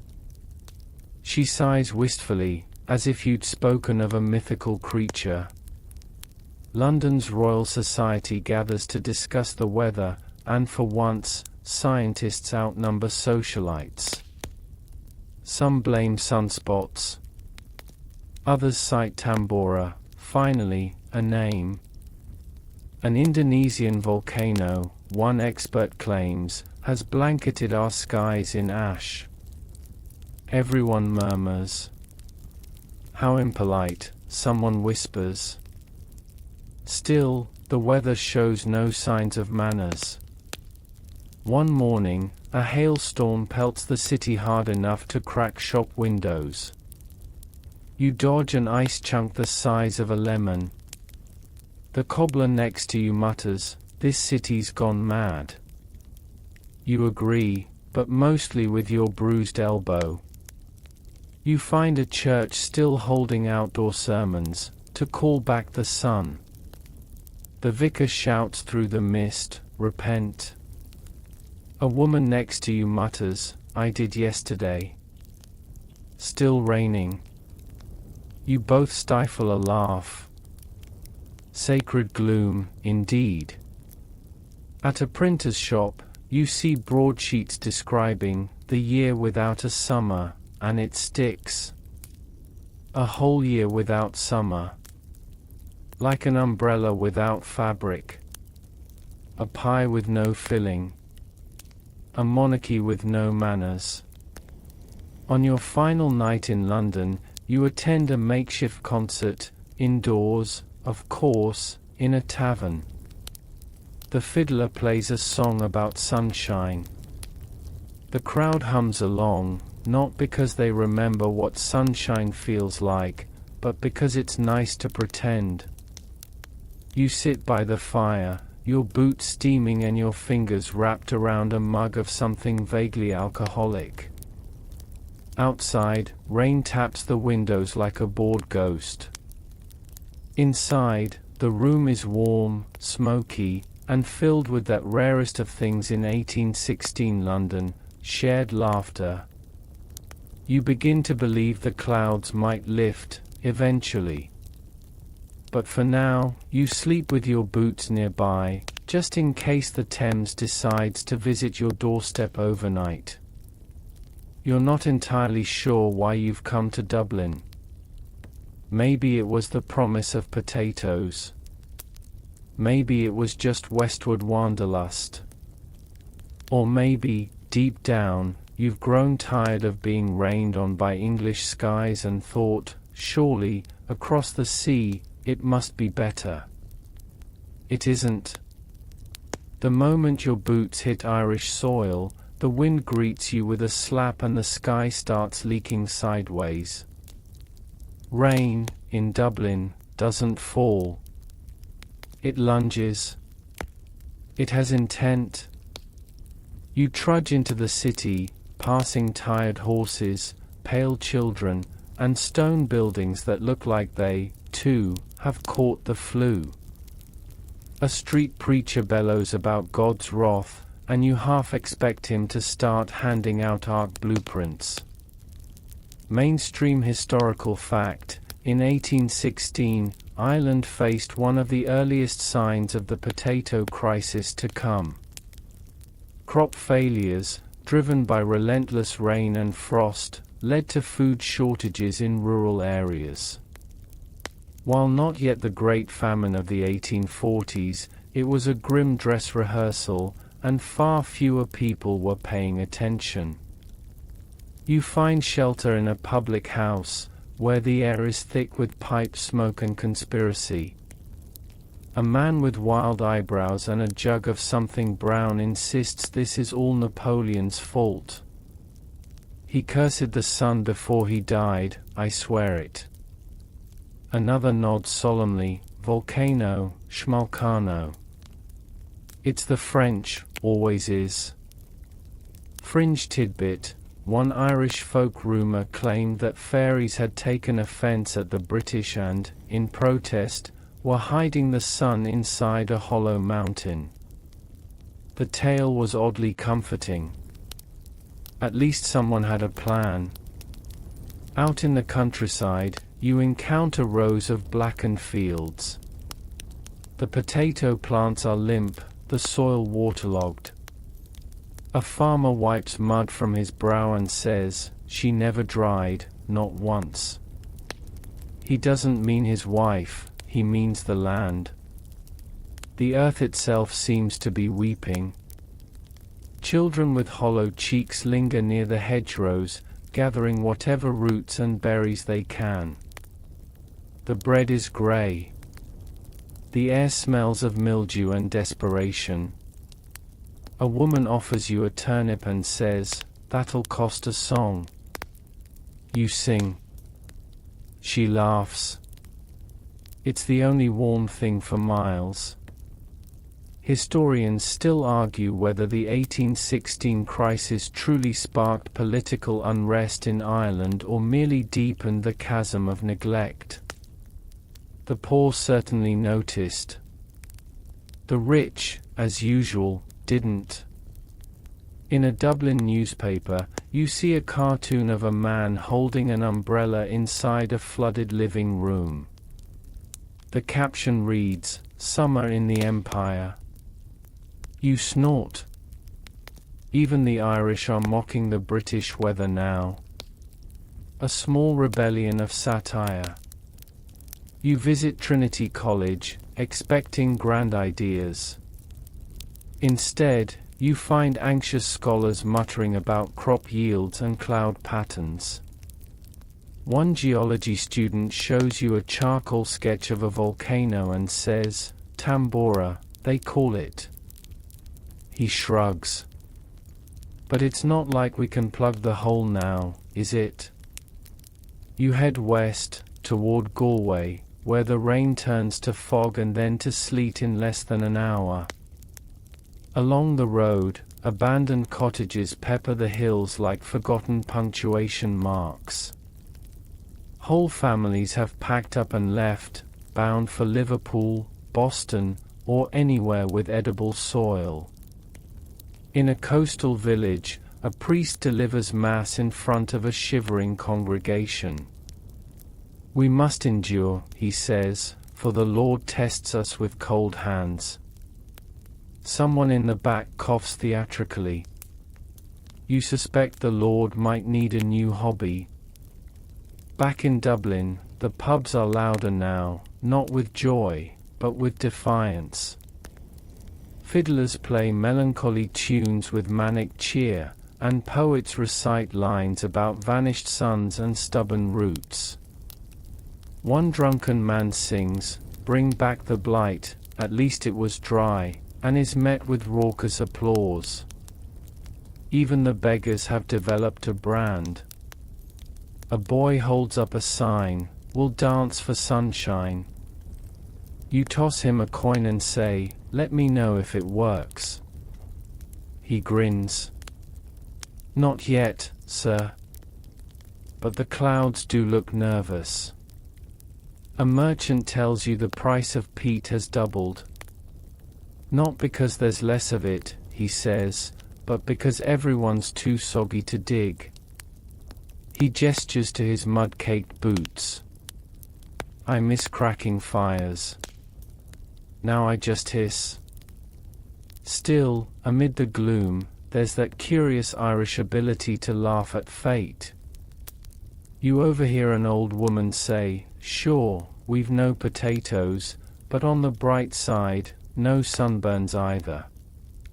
She clinks her teacup with her neighbors like it's champagne. You walk the city walls at twilight, wrapped in a borrowed wool coat and your own thoughts. The sea is steel gray and grumbling. Across the water, clouds move like marching armies. You wonder, did Tambora even know what it was doing? A child nearby chases a paper boat through a puddle the size of a lake. He shouts, "It's a Navy ship." You salute. He grins. Somehow, the damp doesn't feel quite as heavy for a moment. In a quiet chapel, you light a candle.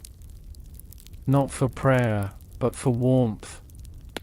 The flame flickers weakly, as if even fire has had enough of 1816. You nod in agreement. On your last night, you sip bitter whiskey in a silent tavern. A young man at the next table raises his glass and toasts to summers past and ones we'll never meet. You clink and reply, to dry socks and fried potatoes. Both of you laugh. As you leave, a fiddler starts playing a jig, his foot stomping rhythm into the floorboards. Outside, it begins to snow. Because, of course it does. You return to England, drifting back toward the center of soggy empire building, where Parliament is just beginning to admit, very cautiously, that something is not quite right with the weather. Not that they're calling it a climate crisis, of course. That would imply responsibility. No, they're calling it a regrettable series of atmospheric peculiarities. You attend a session at Westminster, and the air is thick with powdered wigs, woolen coats, and tension.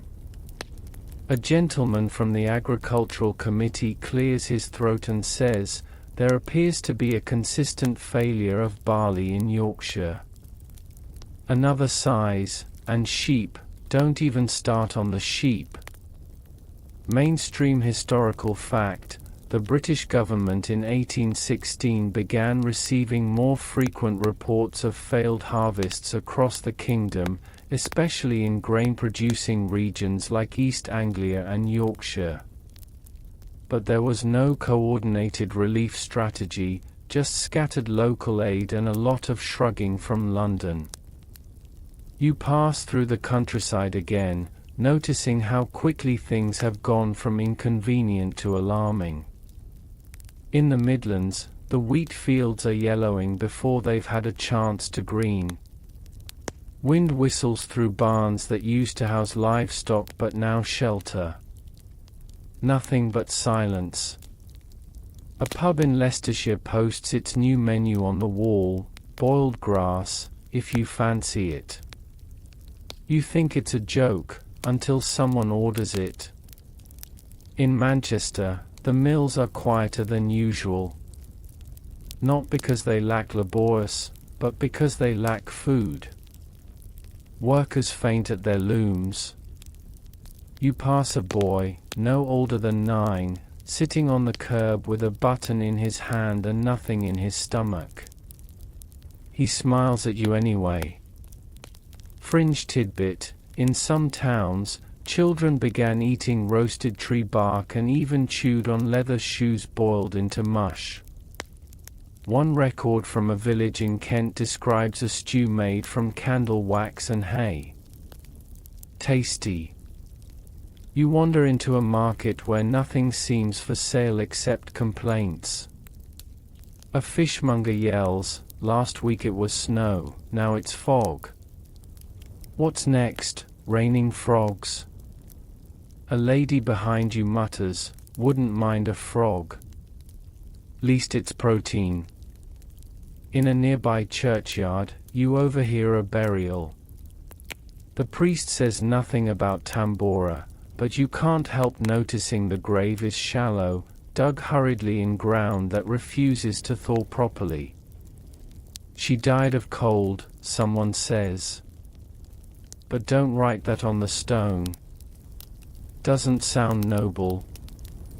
Historians still argue whether 1816's social unrest in Britain was truly caused by the weather or if the weather simply tipped over a cart already wobbling from poverty and inequality. Either way, the people noticed. And they were getting angry. You arrive in Nottingham just in time for a riot. Bread prices have doubled again, and the crowd is done whispering. A man on a crate shouts, "They dine in Westminster while we lick dew from stone." You doubt that's literal, but the sentiment is real. A constable tries to calm things down by reading a law aloud. He's pelted with turnip greens. You duck into an alley and take shelter behind a rain barrel, where a woman offers you a slice of something that might once have been meat. "Empire's getting smaller by the bite," she says. You ask what she means. "If the rain keeps up, we'll all shrink like old shirts." You laugh. She doesn't. The newspapers are full of letters to the editor. Some demand government aid, others suggest mass emigration to the colonies. One particularly long-winded gentleman recommends praying to the ancient Roman gods, as the Christian one seems asleep at the watch. You pass Hyde Park, where a group has gathered to protest the rising cost of oats. A sign reads, "Even the horses are starving." Another, more to the point, "We want bread." You consider this moment, this city, this empire that once ruled oceans and now can't manage a field of barley. All because of a mountain that exploded half a world away. You visit a London apothecary, curious if the weather has inspired any medical innovation. The man behind the counter shows you sunshine syrup, a mixture of lemon, laudanum, and wishful thinking. "Cures melancholy and moist lungs," he insists. You buy a bottle. It tastes like citrus-scented despair. Even the poets are beginning to break. In a tea house in Bloomsbury, you hear a group of writers debating whether the sun was ever real or merely a myth imposed by Renaissance painters. One sighs and says, "Perhaps we dreamed it, and now the dream's gone."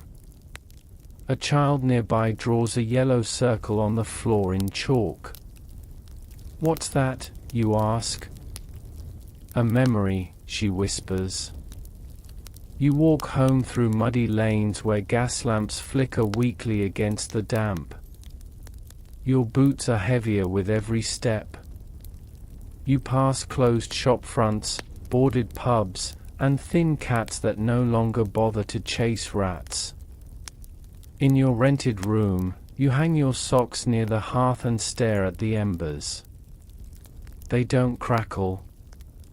They steam. You think of Dublin, of Geneva, of Bengal. All of them soaked, starving, and swaddled in cloud.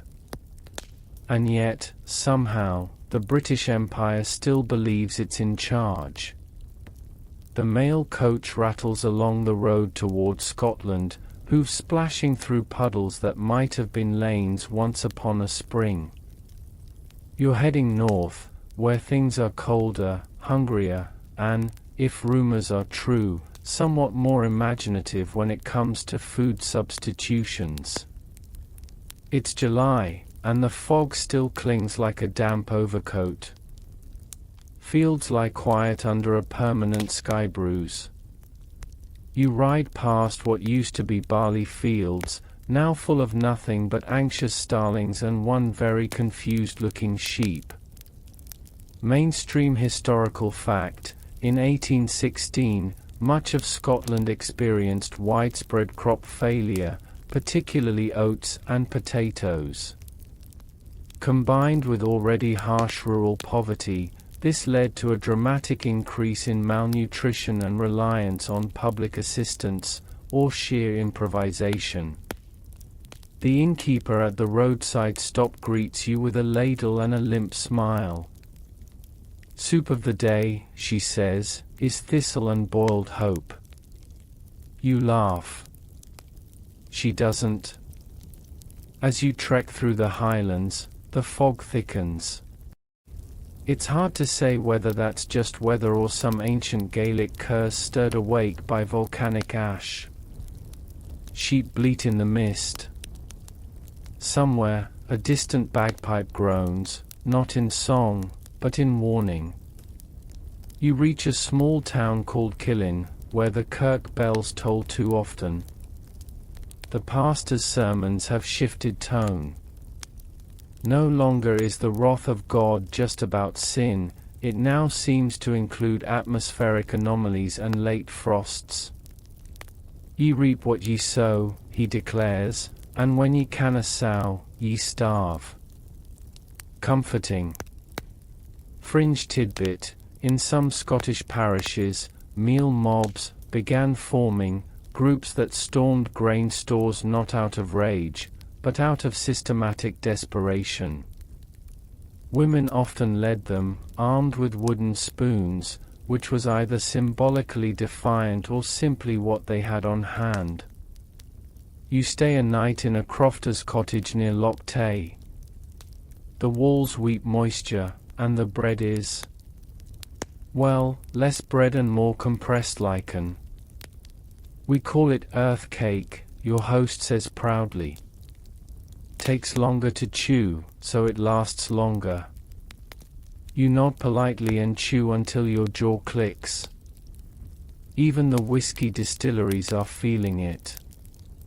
One distiller tells you they've had to delay batches indefinitely. "The barley's no good," he sighs. "We canna drown our sorrows if the sorrows ate the mash." Historians still argue whether these weather-related shortages pushed Scotland's already fragile economy into a deeper rural collapse, or if it was inevitable due to land use laws and absentee landlords. Either way, the ground is failing, and no one is stepping in to fix it. You wander into a village fair that is not exactly festive. There's one booth selling moss dolls. Another offers the chance to guess how many peas are in a jar, which would be more fun if it weren't the only jar of peas anyone had seen in weeks. You guess 3. The answer is 1, and it rolled away yesterday. Despite everything, the Scottish humour holds. A fisherman you meet at Loch Lomond tells you the fish are fasting in solidarity. "Nae bite since April," he says. Maybe they're Catholic. You spend a morning in a weaving shop in Paisley, where the looms run slower now. Not due to a lack of wool, but a lack of workers strong enough to operate them. One weaver jokes, "If the sun comes out, I'll punch it for being late." In Edinburgh, the chatter is more academic. A group of gentlemen at a tavern are trying to measure the ash content in rainwater with wine glasses and tweezers. One declares he's discovered sky soot. Another insists the cause is sunspots. You quietly think, "It's neither, lads." But carry on. The newspapers are more serious. One editorial begs Parliament to send grain. Another demands the King intervene. A Thixid simply reprints a blank page with the headline, "What do you expect US to say?" You visit a schoolhouse in Perth. It's cold inside, and the students' lessons are peppered with lines like "Napoleon, dead," and "sunshine," a theoretical concept. A girl raises her hand to ask if the clouds are a punishment. The teacher tells her no, but doesn't explain what they are. You hike out to the coast where a lighthouse keeper invites you up for tea. The tea's hot, the biscuits are imaginary, and the foghorn is stuck in a loop. Sometimes I wonder if we're all stuck in a foghorn, he muses. Blowing warnings no one hears. By now, you've realized it isn't just food or sunshine people miss, it's certainty.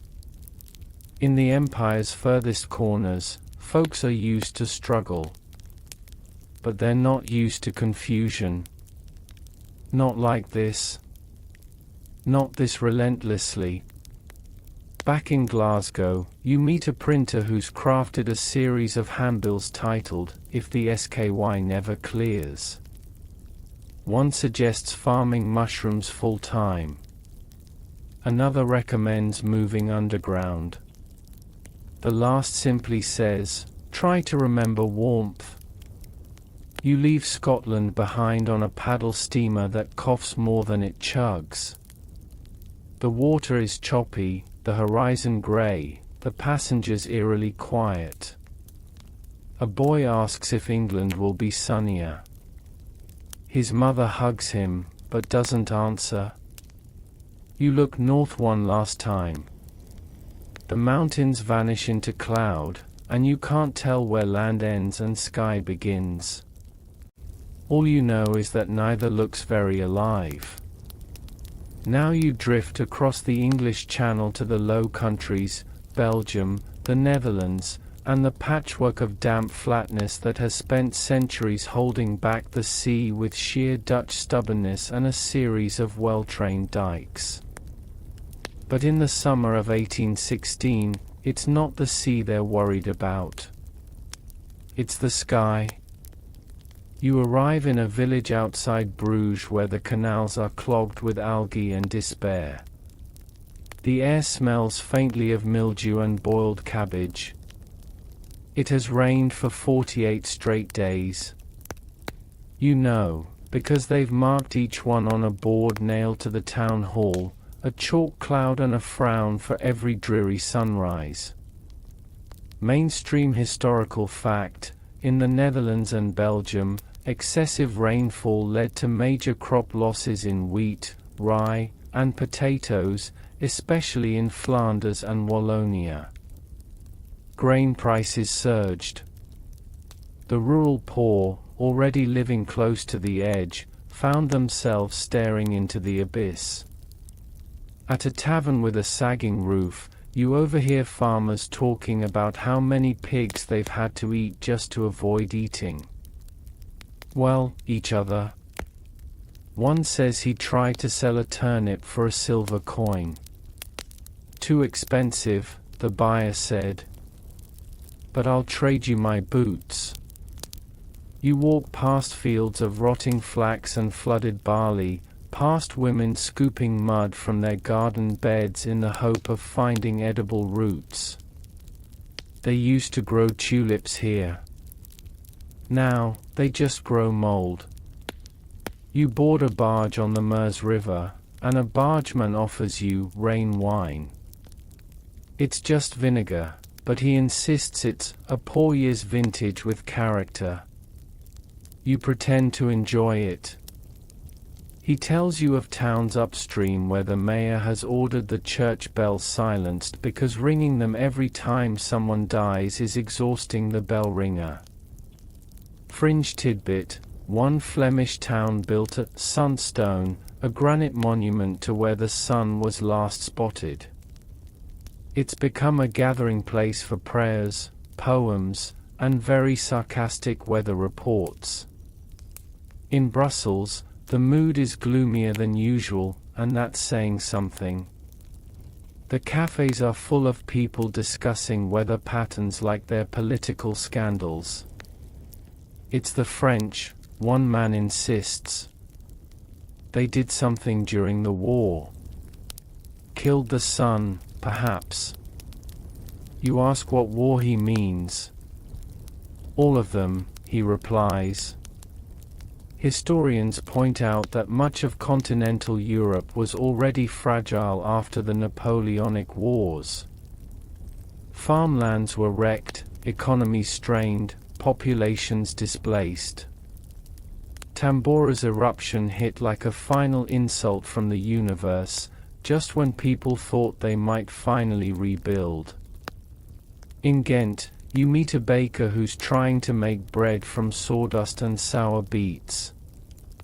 He offers you a slice. It tastes like betrayal and floor sweepings.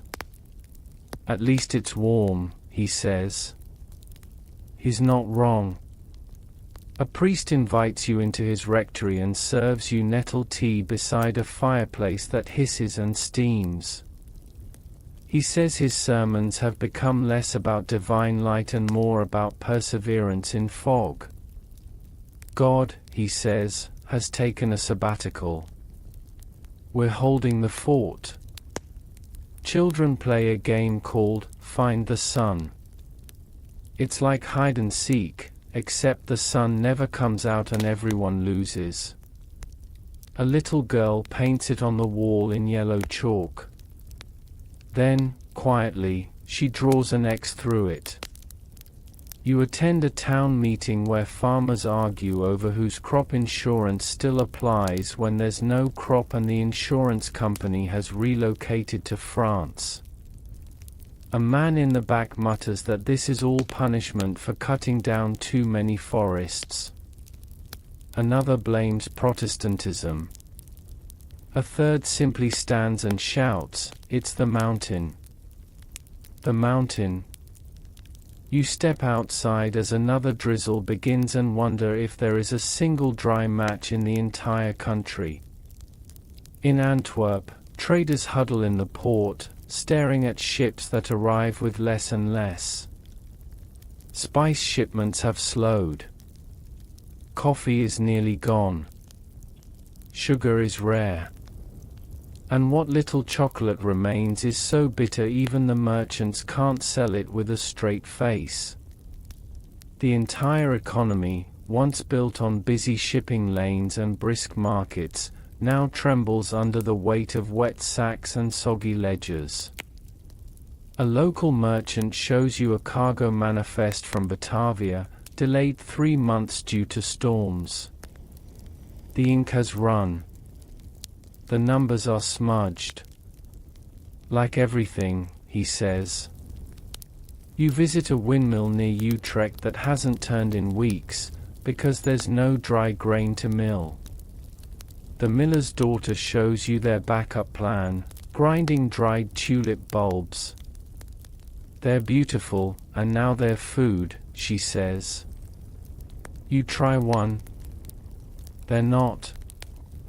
Even art is changing. In The Hague, painters exhibit strange new canvases, fields of grey, endless horizons, people wrapped in coats, holding umbrellas, or staring mournfully into mud. One painting is titled, "Waiting for God and the Sun." Another, "Maybe Tomorrow." You buy a print of a house surrounded by floodwaters. The title reads, "Spring, allegedly." A man in Leiden tells you, the weather has gone mad. Maybe we've all followed. He opens his coat to reveal 4 thermometers and a pocket sundial. None of them help. And yet, through it all, the Dutch keep patching their dikes. They keep the sea out, even if they can't keep the clouds from moving in. That's always been the deal in this land, fight water with patience and engineering. They've just never had to fight the sky before. You board a train that smells of rust and wet wool. It creaks its way eastward, toward the German states, through fields of brown puddles and forests stripped bare by wind. Behind you, the low countries vanish into mist. Ahead of you, more stories wait. And none of them are dry. The train rattles east, a steamy, groaning box of damp upholstery and gloom. You open the foggy window to let in some air and are immediately hit with the scent of wet hay, coal smoke, and a faint note of despair. Welcome to the German Confederation, loose, fragmented, recently traumatized by Napoleon, and now about to become very well acquainted with cabbage soup made from absolutely anything except cabbage. You roll through towns with names like Fulda and Weimar, passing rows of shivering trees and men trying to coax potatoes from mud with the tenderness of surgeons. It's the summer of 1816 in the German states, and yes, there is technically a summer, but only in the way that a soggy crouton is technically bread. Mainstream historical fact: Germany, still a patchwork of independent kingdoms and duchies, faced catastrophic food shortages during this time. Crop failure rates in Bavaria and Saxony were extreme, and in the Black Forest, harvests were so poor that villagers resorted to bark bread, yes, bread made from actual tree bark. It's not a metaphor. It's dinner. In a small town near Erfurt, you attend a funeral. It's not for a person, but for the rye harvest. A mock casket is carried down the village path, followed by mourners in black who sing a funeral dirge to Our Daily Loaf. It would be funny if they weren't planning to roast the coffin for heat. You're offered emergency schnapps, distilled from turnip juice and medicinal grade regret. You take a sip and see your ancestors. A shoemaker tells you he traded his last pair of boots for a bag of wormy barley. They weren't good boots, he says, but the barley didn't argue. Fringe tidbit: in Württemberg, a small Lutheran sect began collecting moldy religious tracts and boiling them into spiritual porridge, believing the word of God might have literal sustenance. They didn't last long. In Frankfurt, you visit a university lecture titled Theological Reflections on Perpetual Dampness, where a young poet reads from his newest work, O sun, thou faithless orb, thou absentee landlord of light. Why hast thou forsaken us for the tropics? The audience applauds, but nobody claps, just a polite tap of damp gloves against damp knees. Historians still debate whether the increased religiosity across the German states during this period was true faith or just a desperate grasp for meaning in a world where hay wouldn't dry and hope fermented like spoiled beer. Either way, churches were full, even if the sermons sounded more like weather forecasts delivered by exhausted preachers with mildew stains on their robes. In the markets of Leipzig, you witness price boards wiped clean each morning, only to be rewritten by noon. A loaf of bread costs the same as a goat. A pound of beans? Twice that? Some are using buttons as currency. Others are just bartering with insults and long sighs. You pass through the Rhineland, where river flooding has turned vineyards into bogs. You meet a vintner who offers you a sample of what he calls swamp wine. You ask what's in it. He mutters something about fermented nettles and weasel berries. You pretend to sip. By a lakeside cottage, an old woman tells you she's begun drying mushrooms by placing them on her forehead. It's the only warm thing I've got left. You don't ask questions. You just nod. A traveling theatre troupe in Dresden performs a new play. The Sun King has left the building. It's part tragedy, part satire, and entirely staged under a grey velvet sky. The final act features a candle being snuffed out by a leaking roof. The audience gasps, not because of the metaphor, but because that candle was the only warmth in the tent. In rural Bavaria, you find an abbey where monks are distilling soup into paste and spreading it on stale pretzels. It's a culinary innovation born from total despair. They offer you one. It crunches like heartbreak and tastes faintly of onion and wet floorboards. And yet, amid the bleakness, there's invention. A tinker in the Black Forest shows you his solar lamp, a sad contraption of mirrors and soaked tinder. It doesn't work, he admits. But it keeps me hopeful. Scholars in Heidelberg begin theorizing about the cause of this strange weather. Some suggest divine punishment for Enlightenment thinking. Others blame witches. One man proposes a new science called climatology and is immediately laughed out of the room. Witches, yes, says one old professor. But long-term atmospheric patterns? Don't be absurd. You ride a hay cart into Thuringia, where wolves have returned from the deeper forests. Starvation, after all, is an equalizer. You hear howls at night. Someone says, if it gets worse, we might join them.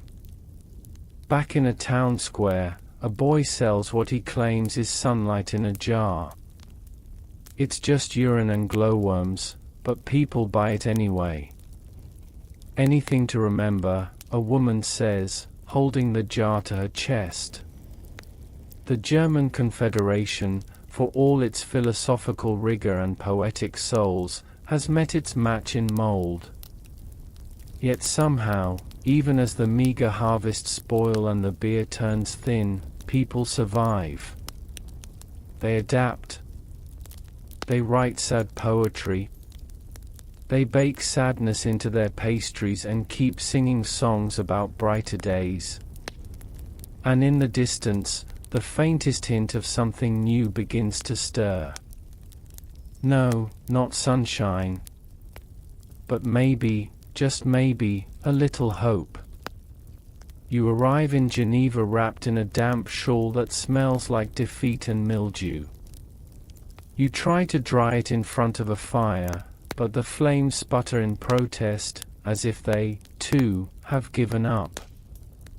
Welcome to Switzerland, where nothing makes sense anymore, including the weather, the crops, or the state of literature. Especially the literature.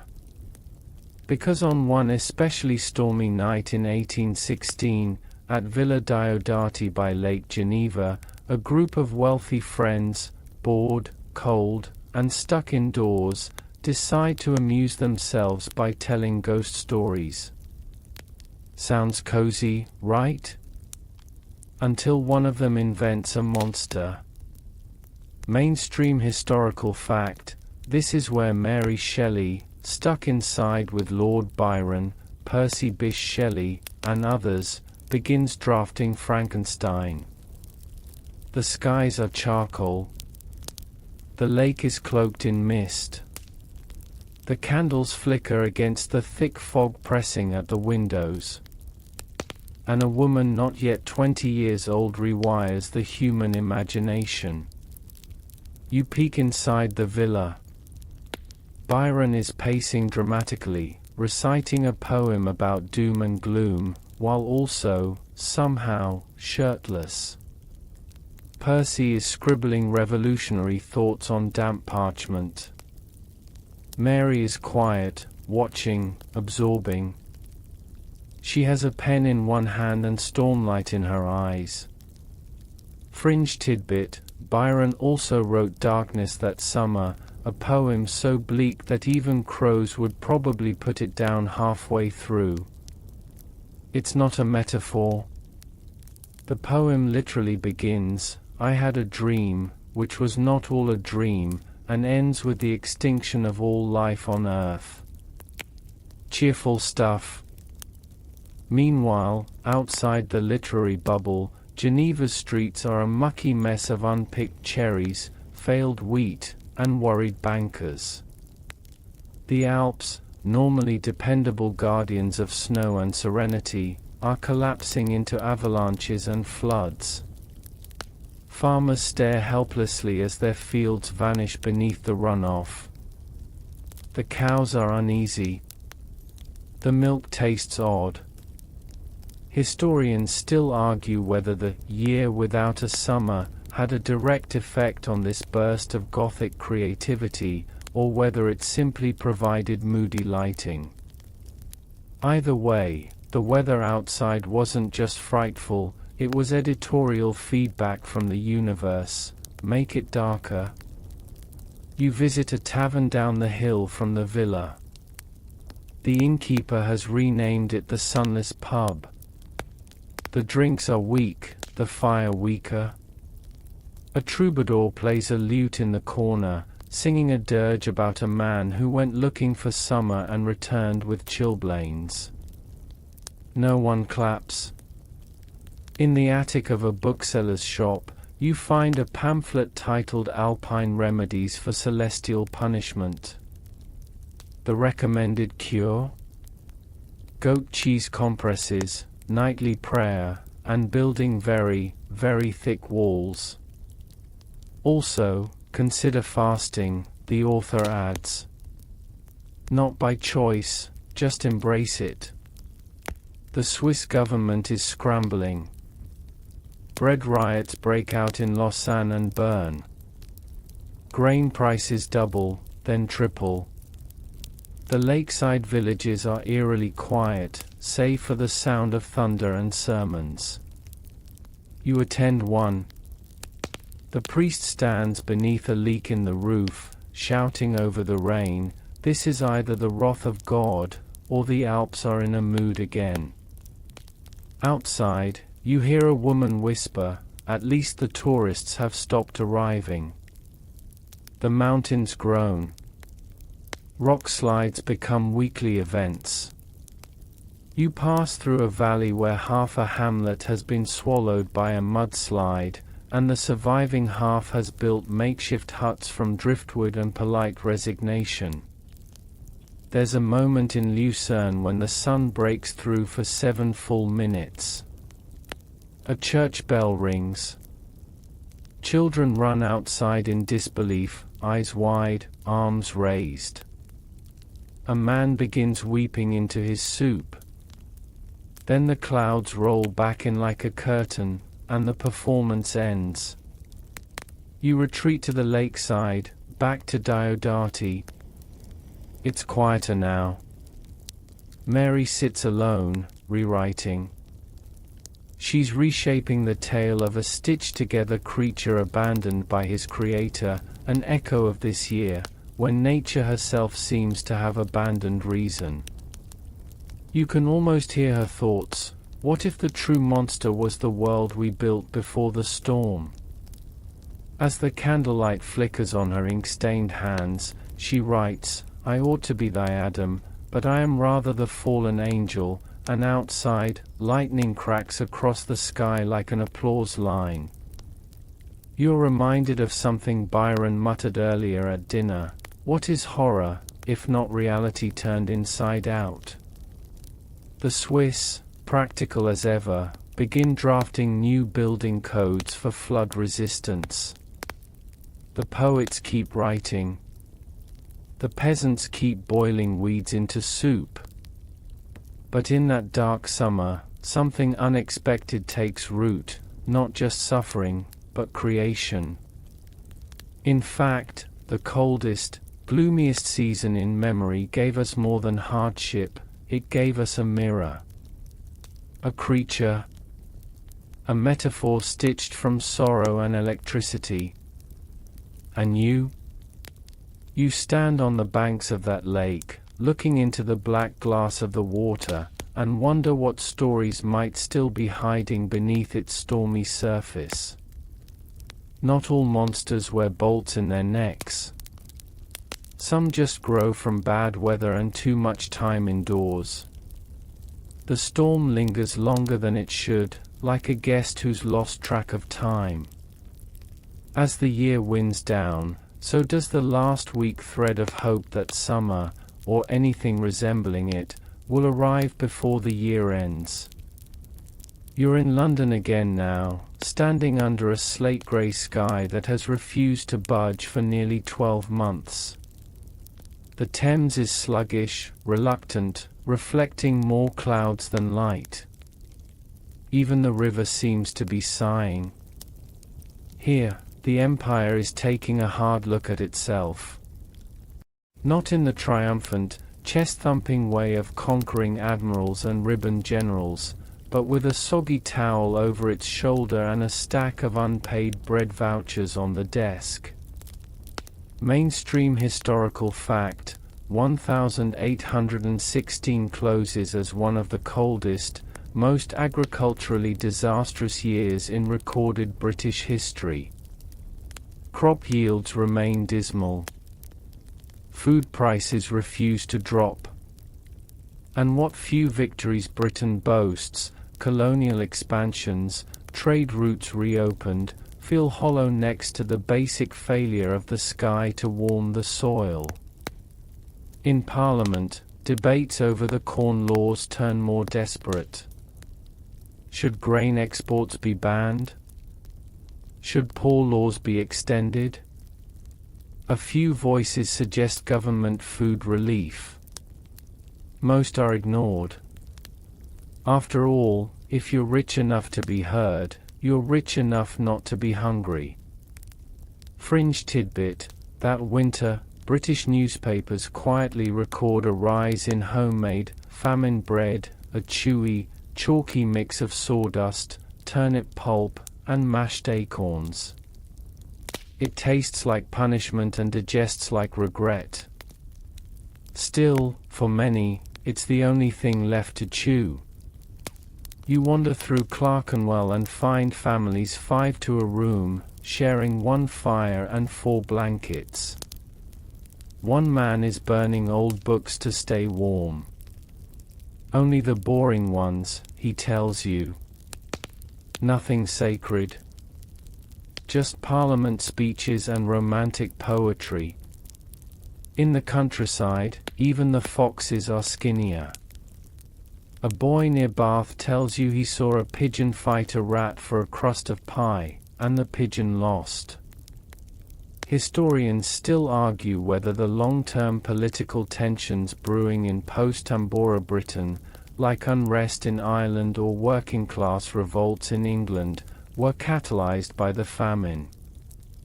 But you don't need a history degree to see that empty stomachs make for loud, angry mobs. You trudge into a Methodist church where the preacher is offering a warm cup of tea and a sermon on endurance. "The Lord will bring the sun again," he says gently. One elderly woman mutters, "Hopefully before I'm dead." There's a beat of silence. Then laughter. Sad, honest, unfiltered. At a tiny apothecary in Manchester, you find a makeshift mood tonic being sold in brown bottles, molasses, vinegar, and a splash of gin. The label says, "Cures melancholy, bone chill, and dreary thoughts. May cause dizziness and honesty." And then, just as you prepare to give up on seeing daylight again, it happens. One morning in March of 1817, the frost does not return.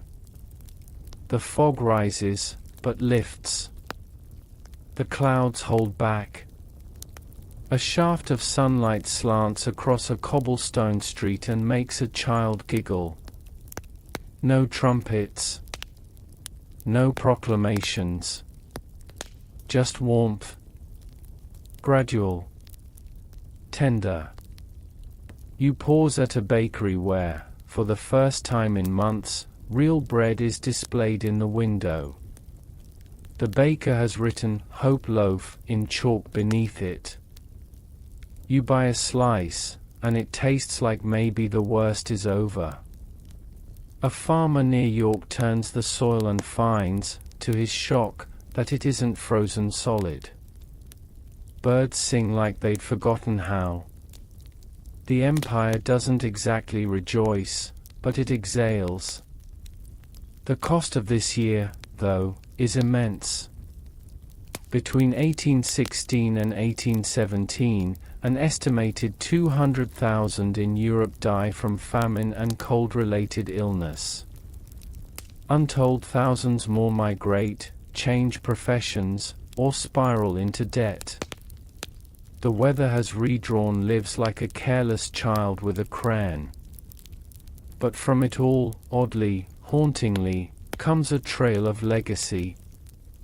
Scientific curiosity about volcanoes and climate awakens. Governments, slowly, realize that weather isn't just a nuisance, it's geopolitics. Literature, medicine, even migration patterns bend around the shadow of Tambora. And you?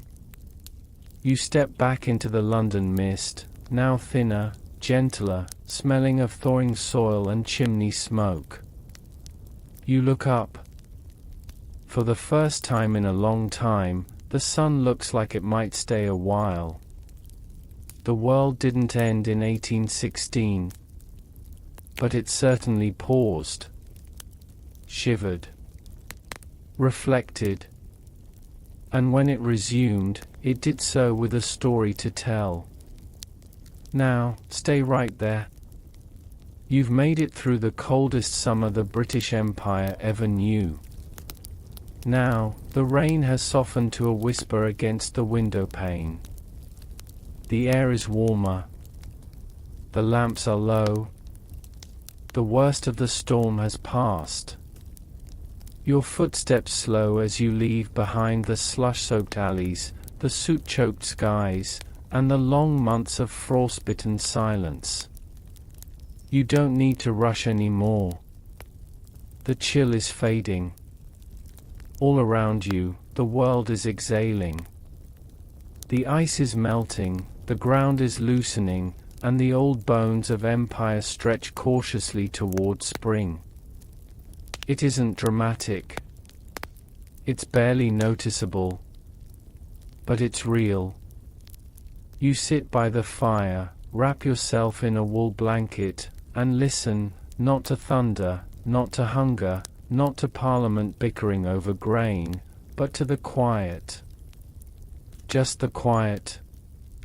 Maybe you're holding a mug of something warm. Maybe your thoughts have wandered. That's all right. That's the point. This has been a long, slow, sleepy story. And if your eyes have drifted closed, you haven't missed much, just the frost receding, the empire dozing off, and history tucking itself in for the night. Let the last embers glow soft behind your eyelids. Let your breath settle like snowfall over silent fields. And let your dreams wander, gently, to a place where summer never left.